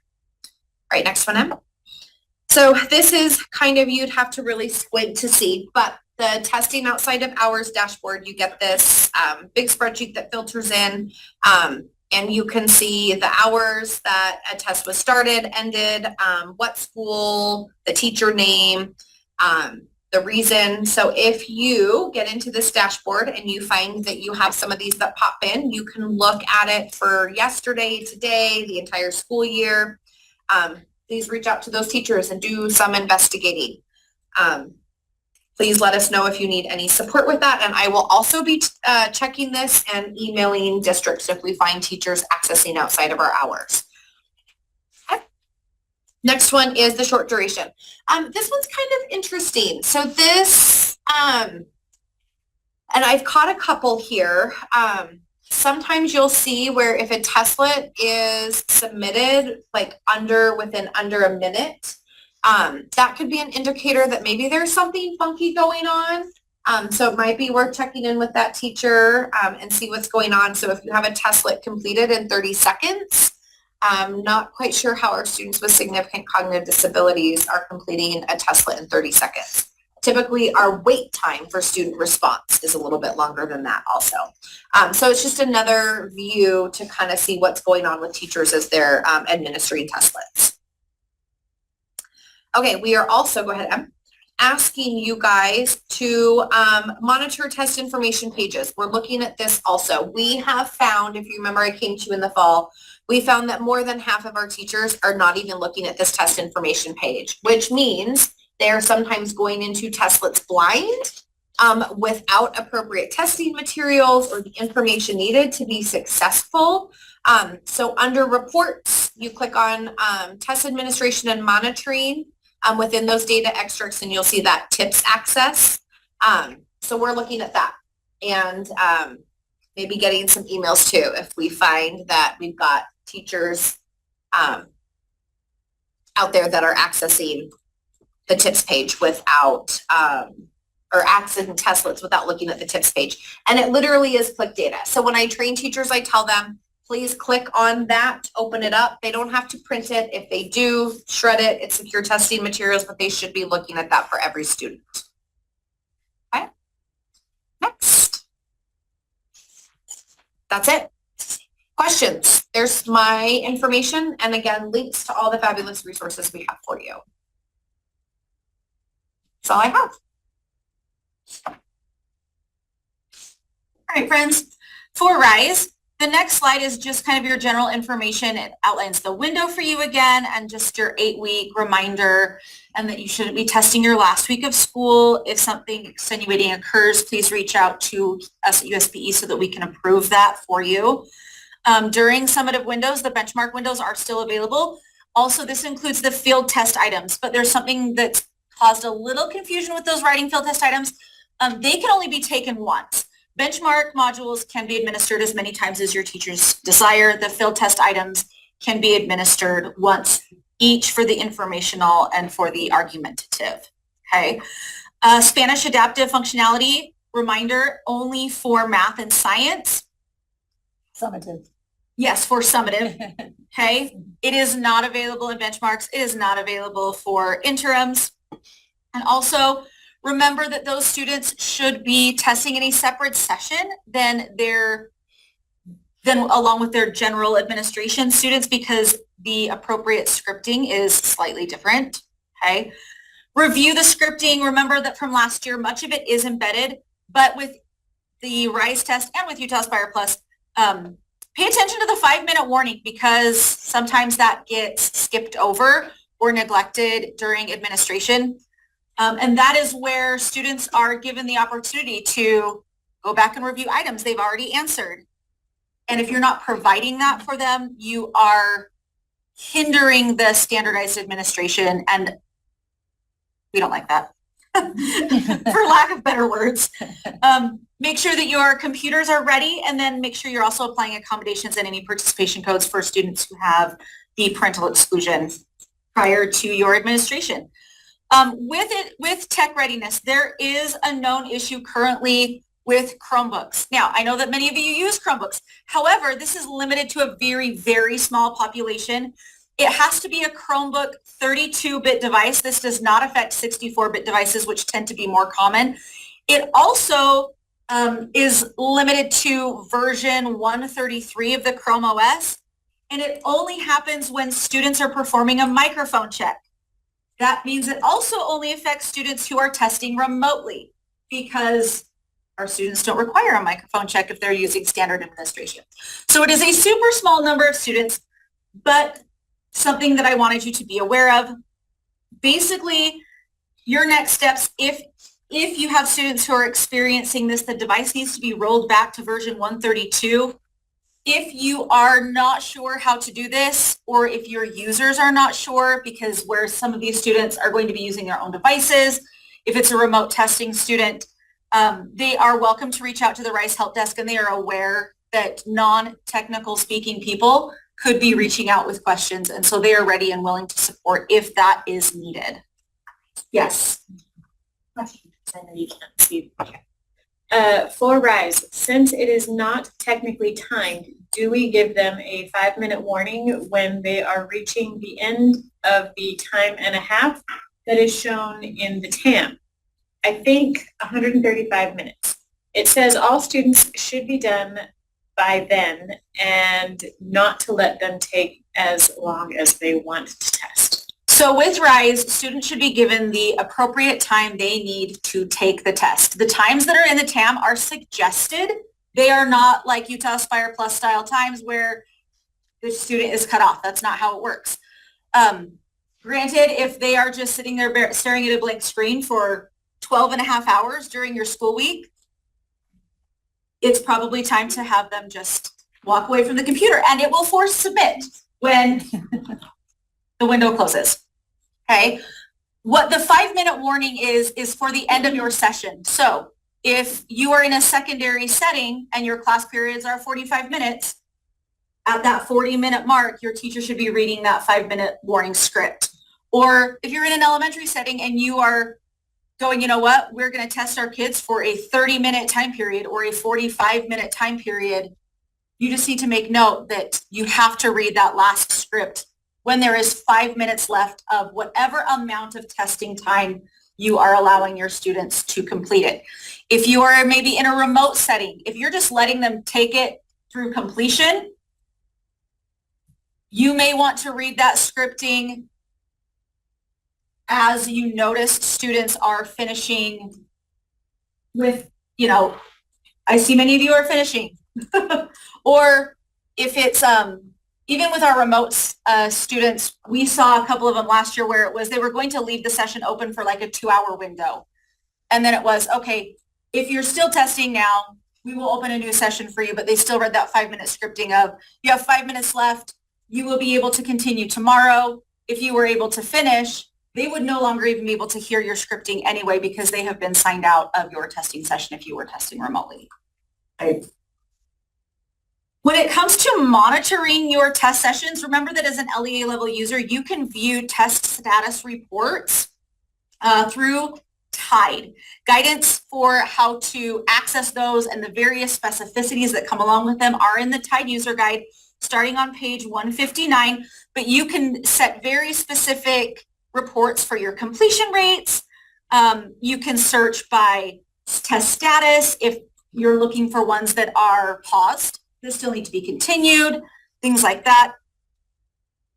The other thing I want you to be aware of in that same green column is the monitoring of your test appeals, as we are now getting to where those are becoming far more prevalent. As an LEA user, it is your responsibility to process those appeals. Teachers can create them, but they cannot approve or reject them. Okay, you can also create them for them if that's something that you choose to take upon your workload, that's fine as well.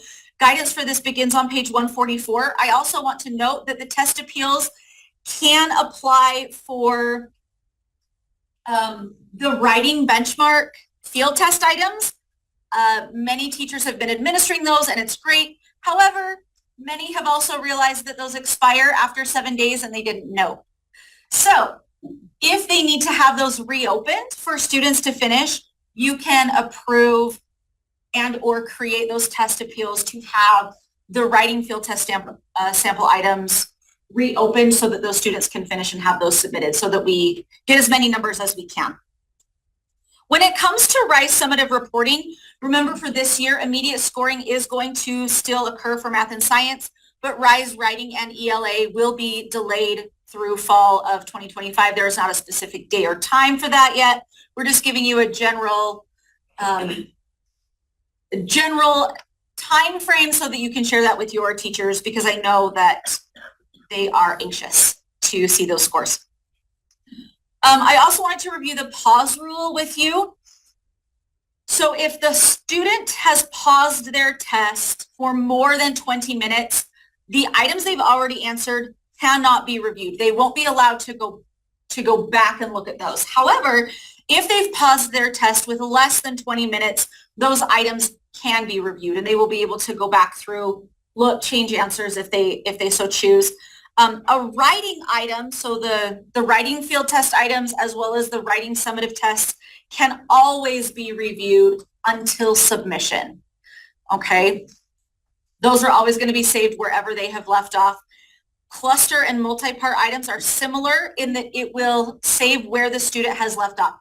So if they have part A, part B, part C, part D, and they've only answered part A, when they log back in, regardless of how long the time has elapsed, they will come back to that item with the option to respond to parts B, C, and D that were left blank, okay? Still subject to the pause rule though, in that they cannot go back to a previous item if it was more than 20 minutes. They would be able to if it was less than 20 minutes, but it will come back if they have not responded in the middle of the cluster, okay? When it comes to those expiration timelines, all benchmark modules, including the writing field test, will expire after 7 days. Interims are 14, summatives for the fall are 21, and our spring summatives are 60 days. This is also included in the TIDE user guide.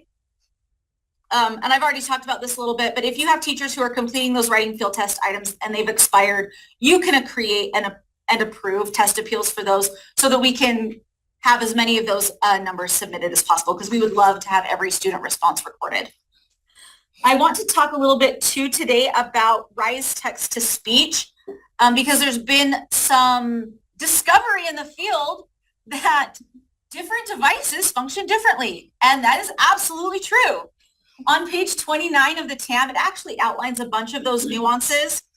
I would encourage you to do a little Control F for the operating system or the device that you use through the TAM, as well as even the TIDE user guide, to see if there's any specific nuanced things for the devices that your schools use.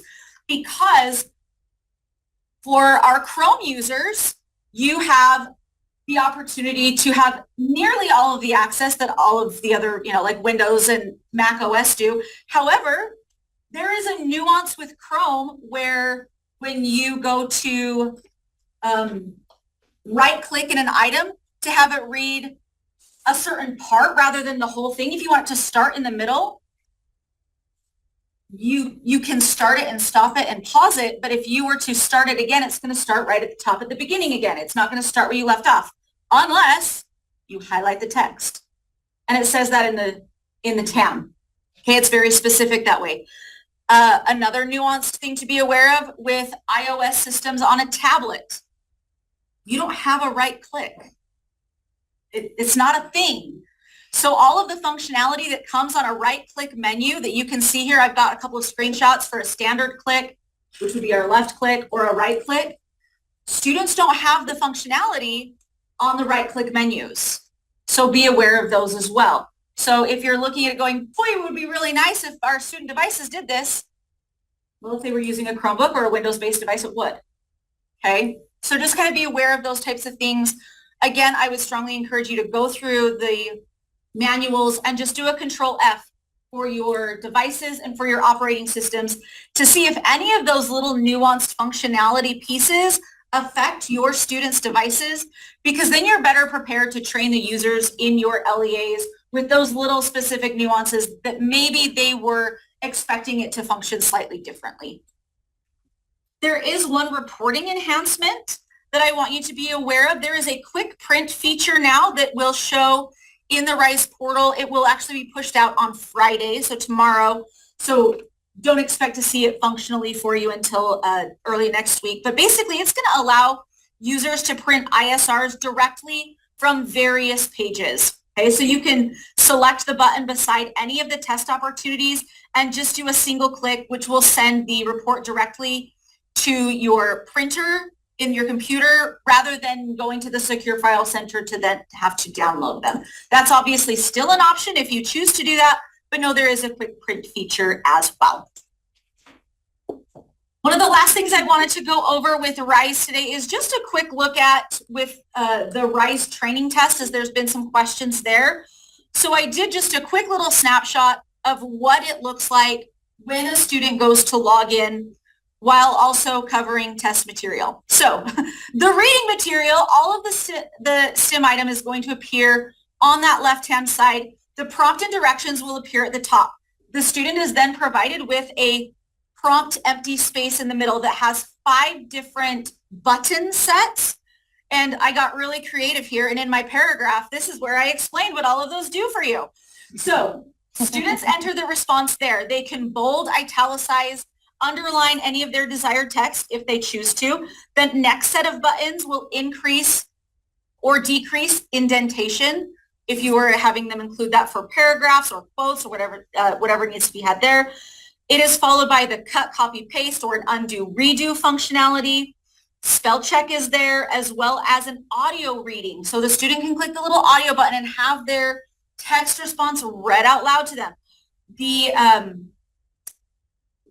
spell check function will underline the word. You can see I have purposely incorrectly spelled provided, but when I go to then click on that, it provides me with options to select.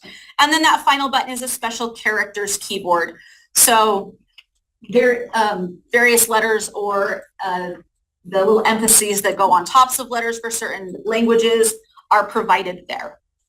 Okay. And then finally, the writing rubrics and samples.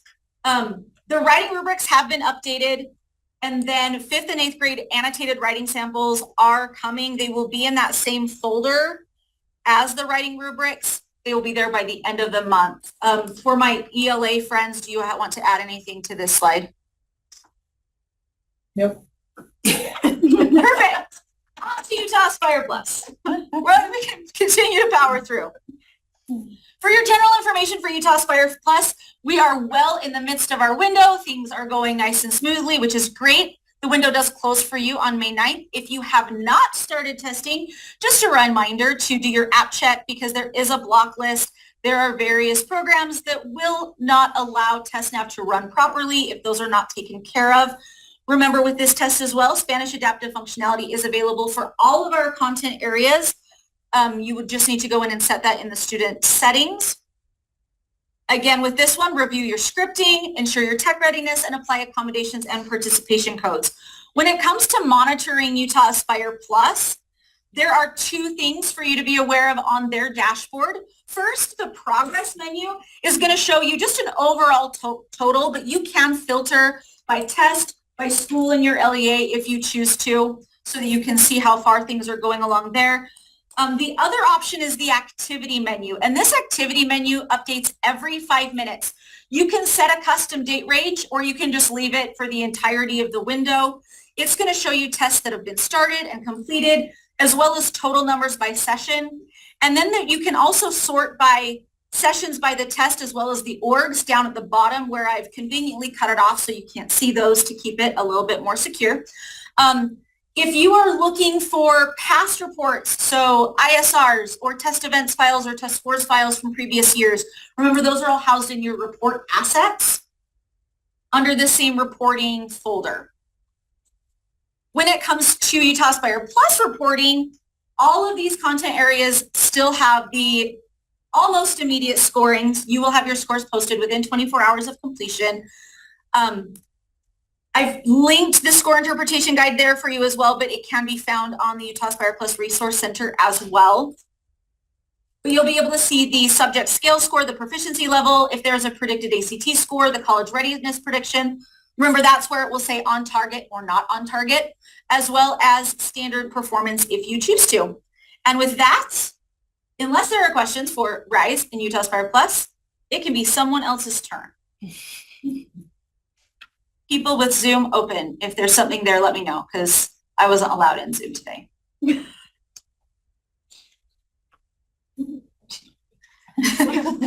Just ban. No, it was not intentional. Computers are not my friend these days. Okay, there is a question. Sorry to go back to RISE. If a student submits an essay through the training test, will teachers be able to see their score? No. Reporting is not provided for training tests. That is just for experience with functionality of the system. It is for science. Gotcha. Yeah, there are scoring assertions. Okay. In science, but it's not going to pop up a score at the end, but you would have to select the scoring assertion in the training test to see that how it's being scored. Oh, hang on. Jessica needs to be unmuted, so stand by. She has something to say. No, She's next. Oh, she's next. Okay. I just have to find her. Hang on. She's presenting. Thank goodness, I thought I was Right, going she to have had to to cover leave. slides. I actually was looking good. Oh, I was going to cover them. I can do it. Do it. I remember things. Ish. Thanks for being willing to step in. Jess, you're a co-host, so you can unmute yourself when needed. Okay. I'm ready. You want to go to the next slide? Okay, so I'm just going to be repeating this month and next month since we're in the testing window. This goes for all of our statewide assessments. If there is an accommodation that is not already outlined in any test administration manual or in our Utah accommodations policy, and you've already checked that it's also not a resource for all students, this is a form that you can submit to USBE for exceptional accommodations that might be unique and not already outlined.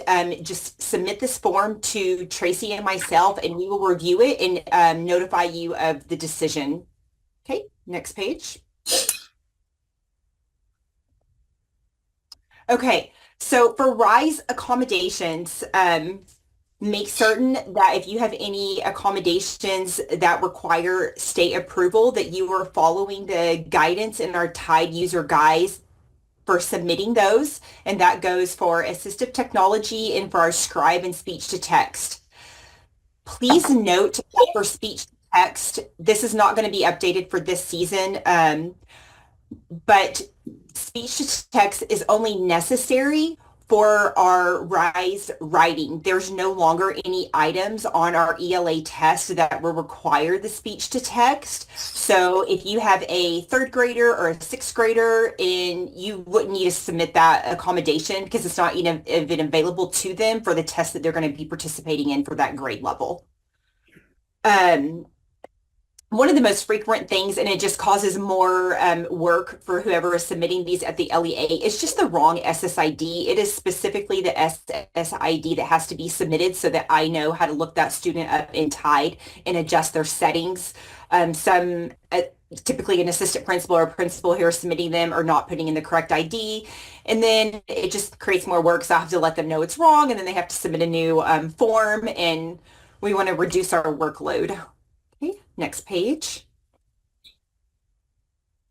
Okay, so for Utah Aspire Plus, our additional orders window opened back in February. So keep in mind, if you have a student participating in Utah Aspire Plus that requires paper, Braille, large print, you have to go into ADAM and place an additional order. And Pearson likes a 2-week buffer, and that's just so that they can process that order and ensure shipment by the student's testing date.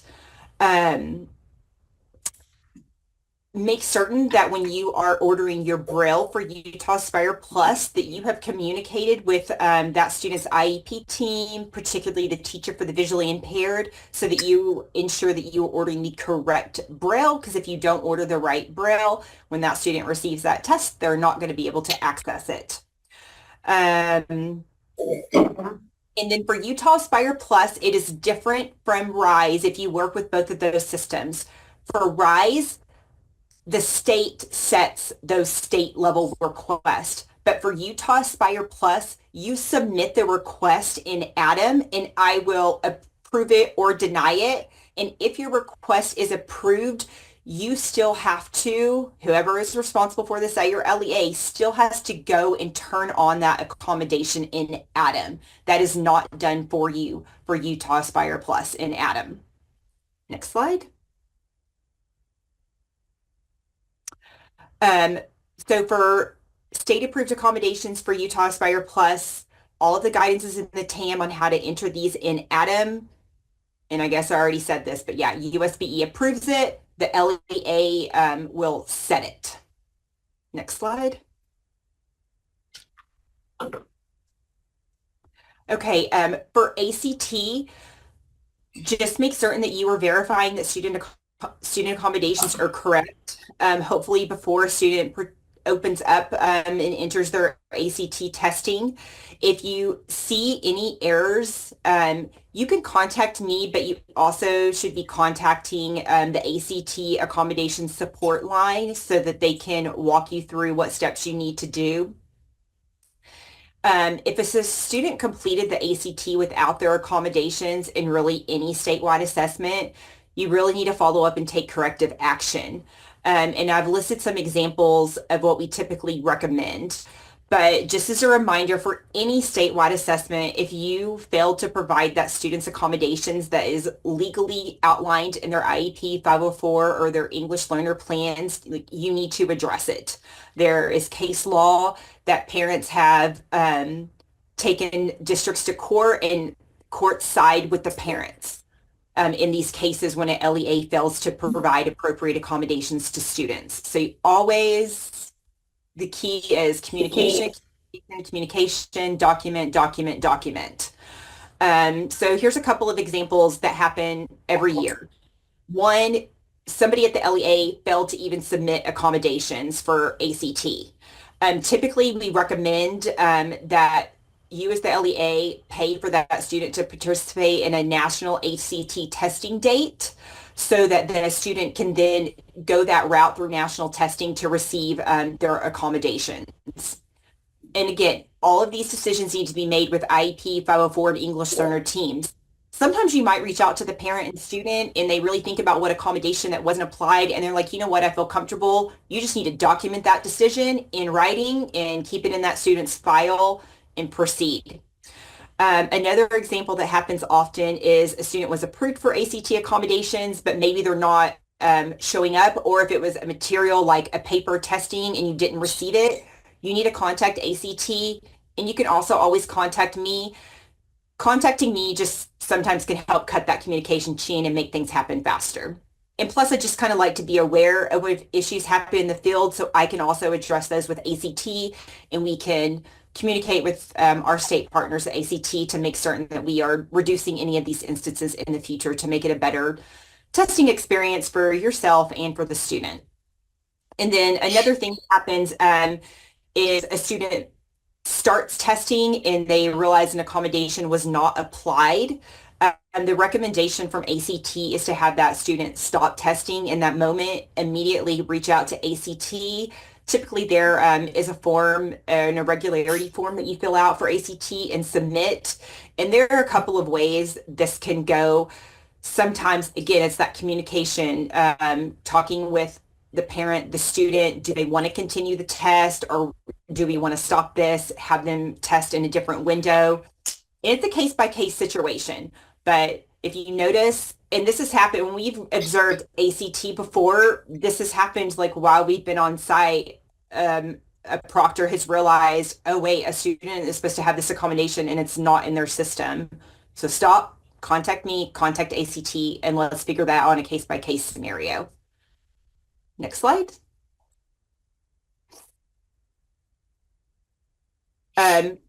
So here are just some guidance from ACT, and you should have received this in an email too, just on ways that you can maybe be proactive and hopefully that students' testing accommodations are appropriate before you even start. And that is confirming their PINs and their student records in ACT Now, checking your materials when you receive shipments. Again, with the Braille, sometimes LEAs have received the incorrect Braille.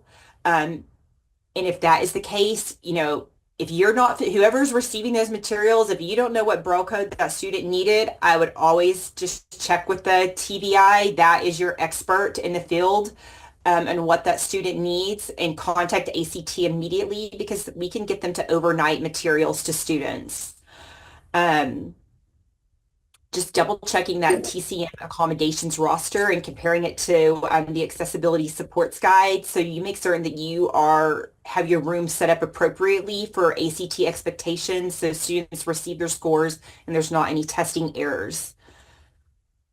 All right, and my phone number is there. You can always call me on your testing day. I always try to make myself very available when I know LEAs are testing, so we can get on things and make some action if we need to. Okay, next slide. I guess this is kind of repetitive, but yeah, just double checking your, when you do receive your materials, you should also have a packing list. So that's a quick way to check if things are sent to you correctly. If you're testing on paper, ACT wants you to check your test date flyer to make certain that you have the correct materials for the day your student's testing. And again, if I haven't said it 10 times already, contact and make communication when you see an error. All right, next slide. Okay, and this again was information that was sent out in a recent email to ACT, but I just wanted to reiterate that you should have a tracking report a few weeks before your students test, and that is another way that you can review test materials that should have been sent to you, so that you don't become in a situation where it's testing day and you're running around wondering where a student's maybe paper copy is. And then also pre-recorded audio. If a student had that accommodation, ACT is going to send a secure link to the test coordinator 10 days prior to a test date. So just kind of keep this in the back of your mind if you know any of your students have this, and be looking for this email. And then once you have received that email with your information for login credentials and instructions, then you can disseminate it to the appropriate staff that need that. So just kind of keep that in the back of your minds, because there are definitely students out there that will have this accommodation, and you need to be aware that you should be looking for this link. And if you don't receive it, again, contact myself and ACT. Next slide. Okay, and there is the direct number that you can contact ACT and myself. And we did notice in the first window, it is really important for your testing staff, your school administrators, to have these contacts. I received, and I know probably Scott did too, lots of phone calls during that first window, and principals and assistant principals really had no idea who to call. They didn't know phone numbers. So when you're thinking about your chain of communication on day of testing, when things don't go as you expect, just kind of think through how that communication chain should look in your district, so your staff knows, who am I going to call first? When do they call the assessment director? Do they have the correct contact for testing support? That can get action taken quicker on testing day, and just make things smoother for students. I think that's it. Thank you.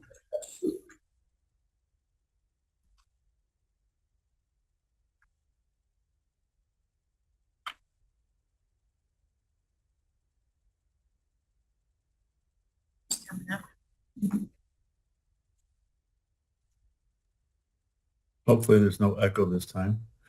Loud and clear. You're Loud good. and clear. Good.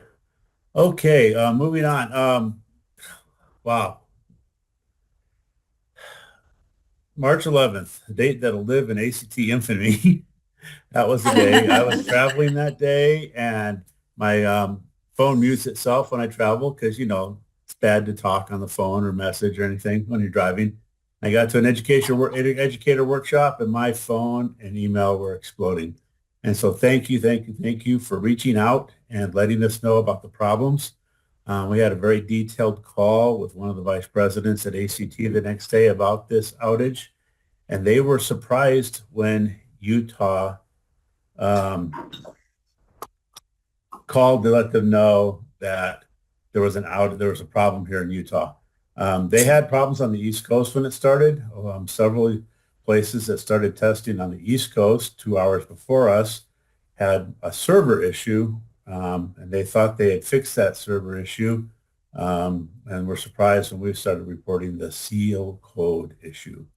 And so ACT has given us some remediation to help the students, and they're conducting what's called a root cause analysis, and they told us as soon as that's done, they'll give us a copy of that report.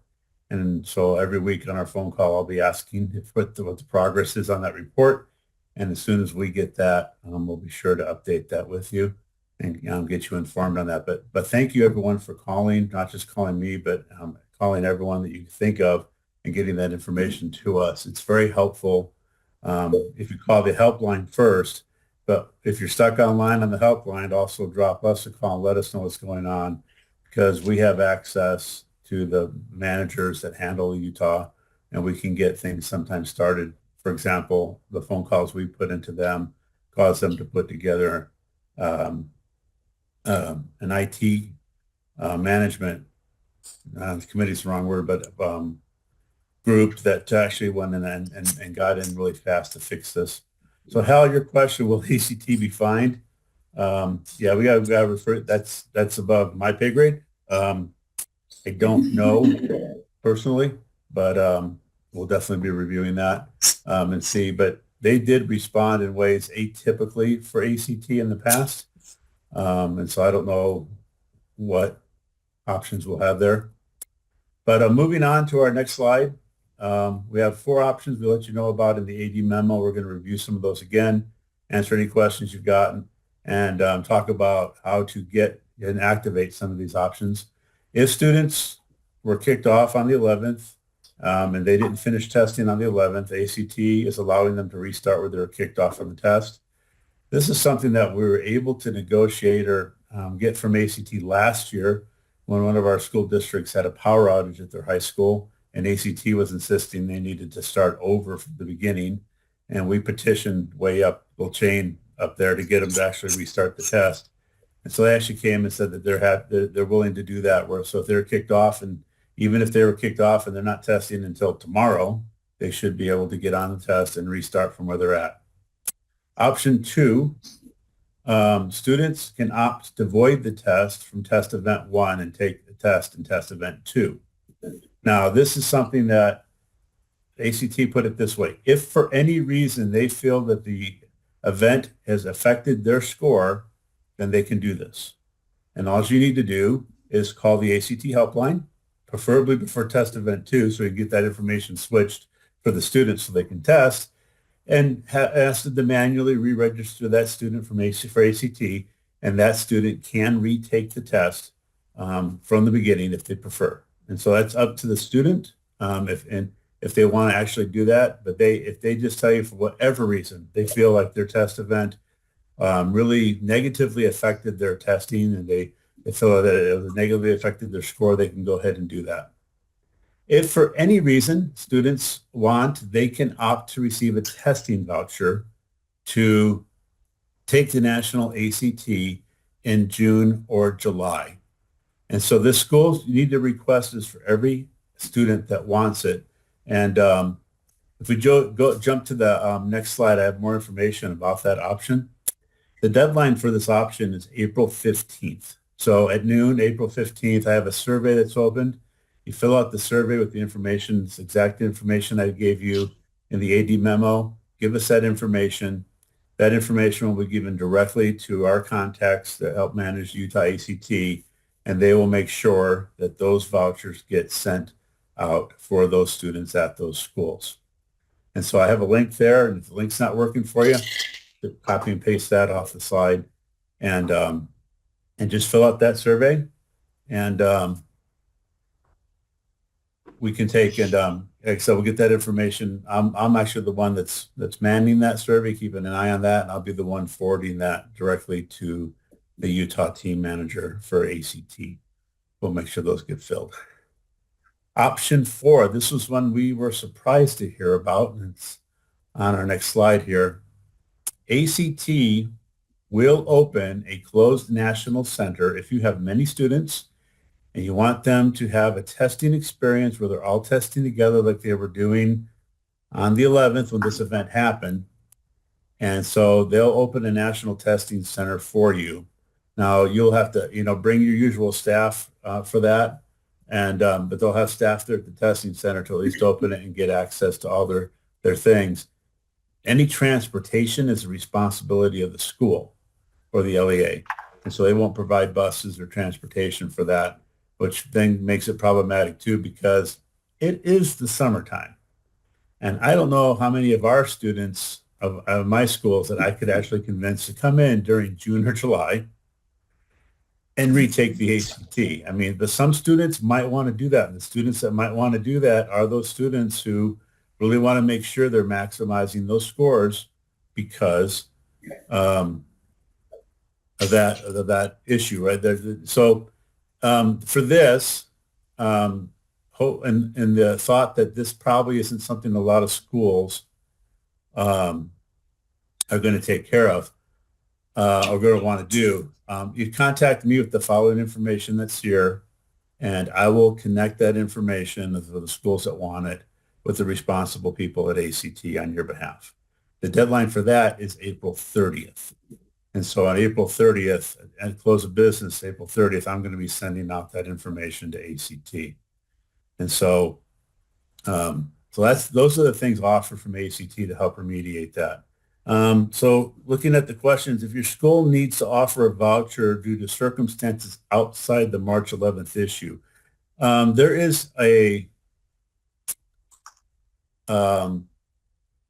document that's out there about how school counselors can request vouchers. And that's where I would go through. I believe that's Amanda from Granite asking that question. I would go there and I've had that a school counselor request a voucher directly from ACT on that link because that's an option for that. And frankly, one of the things we know, like if you're requesting vouchers for option 3, not all students pick up those vouchers. Chances are, if you're telling me you need 100 vouchers, you're probably going to have some extra vouchers that aren't matched up. So there's a good chance you'll have extra vouchers just from that. We get a report every year from ACT on voucher use, and usually it's the number of vouchers the school requested, that the state requested might be around 3,000 or 4,000. And we find out 2,500 were handed to the students. And of that, only 1,250 students actually took the test. And so so there might be extra vouchers already available because of those voucher requests at your schools. So those are the 4 options from ACT. I mean, we did have, and the vouchers in option 3 are only for the June or July testing dates. And those dates are the ones that the National Test Centers here in Utah, if they're available. If those are the dates, yes, those are the dates. Unless you ask ACT to open up a National Test Center for you, then you'll have to work with them to get that whatever that date in June or July is going to be as they open that center. Because it could be like on June 21st, you open up the same center that's open on the 14th. They might open that for you because they're opening the closed centers for you. And so those are our options for any students impacted by the March 11th computer impact. Oof. A lot of options though, at least not a lot better than ACT just saying, well, I guess you have to restart the test. Good luck. So we at least have some options, and you decide how many of those you want to take advantage of. One of the questions I had was that, well, what if they took and did option 2? They took the retake of the test, but then they wanted to get a voucher. Is that an option? Well, ACT told us that for any reason, if they feel like this has impacted their test, yeah, give them a voucher. And if I had a student who retook the test who still said, I couldn't get what happened on that last Tuesday out of my mind, it still affected me, give them a voucher, right? But it's the student that really has to activate that, them actually wanting that and actually saying that this has impacted them. So moving forward, test event 2 starts next week. Goes by quick. And so those events are open. There's the dates for which the proctors have to be trained by March 26th, and creating your test rooms for paper accommodated and online testing, distributing those MyACT non-test instructions to all your students. And remember, if anything happens like this last time, please contact the helpline first and let us know so we can support you if needed. We did have someone that contacted me this past week because of a couple of students who were unable to get into the test. I was able to contact ACT through my channels, who said, you know what, we see that that's at the help, that the help desk is helping them, but we'll monitor it from here and make sure everything goes through smoothly. And so just having an extra set of eyes watch for that, I'm happy to have ACT do that for you. Not a problem at all. So let us know, that way we can follow up. Test event 3 starts next month, literally before we have our next AD meeting. So I tossed it on the slides. And so those are the dates for that one also. By April 8th, make sure all your room supervisors and proctors are trained and you're ready to go. Moving forward, I've had a lot of people asking about materials and what do you do with materials? So the paper accommodated test materials are the only materials that you're going to return to ACT. And they have deadlines for those. They're on our schedulable events. And so please make sure that those are picked up by FedEx. If FedEx doesn't pick them up within 3 days, contact FedEx. I'd also follow up and contact ACT on the helpline and just say, these are supposed to be picked up for delivery to you by the 25th, and here's the 24th, and it's looking iffy. You're not seeing FedEx. Just let them know. Everything else that you have, all authorization tickets, any used scratch paper, you can just securely destroy. And so put it through a shredder, and then you can just get rid of it, make sure it's securely destroyed. There's nothing else to send back to ACT, because everything else that you're using besides the MyACT information you gave to the students is stuff that you're printing anyway. And so just make sure that's secure destroyed, and you should be able to go on that. You always check that post-test checklist in TCM. They give you that test checklist. Make sure you're checking that, because it tells you exactly, okay, your testing's done, you need to do this next thing and follow that. I don't have a slide for this next thing. My next slide is just questions, but we mentioned in the AD memo that today at noon, SHMOOP is going to be giving a webinar on SHMOOP, ACT prep. We have the CEO, Andrew Caldwell, who's going to be presenting that information at noon. And so I highly recommend, if you're not able to see it and you're interested in SHMOOP, we are going to be recording it and putting that on our assessment YouTube channel, and that you at least take a look at what kind of things SHMOOP offers for ACT prep. They're going to be showing you some of their systems. They'll be showing you some of their reports. And they're also going to be asking for feedback from you if there's something you would like to see in those reports that they could actually create for you. And so if you use SHMOOP or not, this is a good chance to at least give them some feedback on some of that information. And so other than that little plug at the end, I'm just questions and the usual. If you need anything, there's my contact information. Call me, email me. It's usually best, but call me if you need to, and we'll help you with whatever you need. And I think I'm the last one, so woo! That. Phew. Yes, we're still getting her speaker. Yep. Well, thanks. Sounds still on. I'm not sure if we left the meeting or not, but thank you all for participating. We appreciate the questions and the partnerships we have with all of you. Please continue to reach out if you have questions on any of these that we discussed today or if other things arise. And I'm just checking to make sure we've answered all the questions in the chat.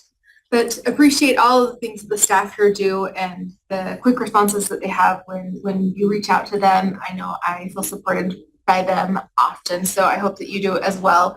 And looking forward to hearing from you all if you have some feedback for us on next steps for SB 39. So thank you.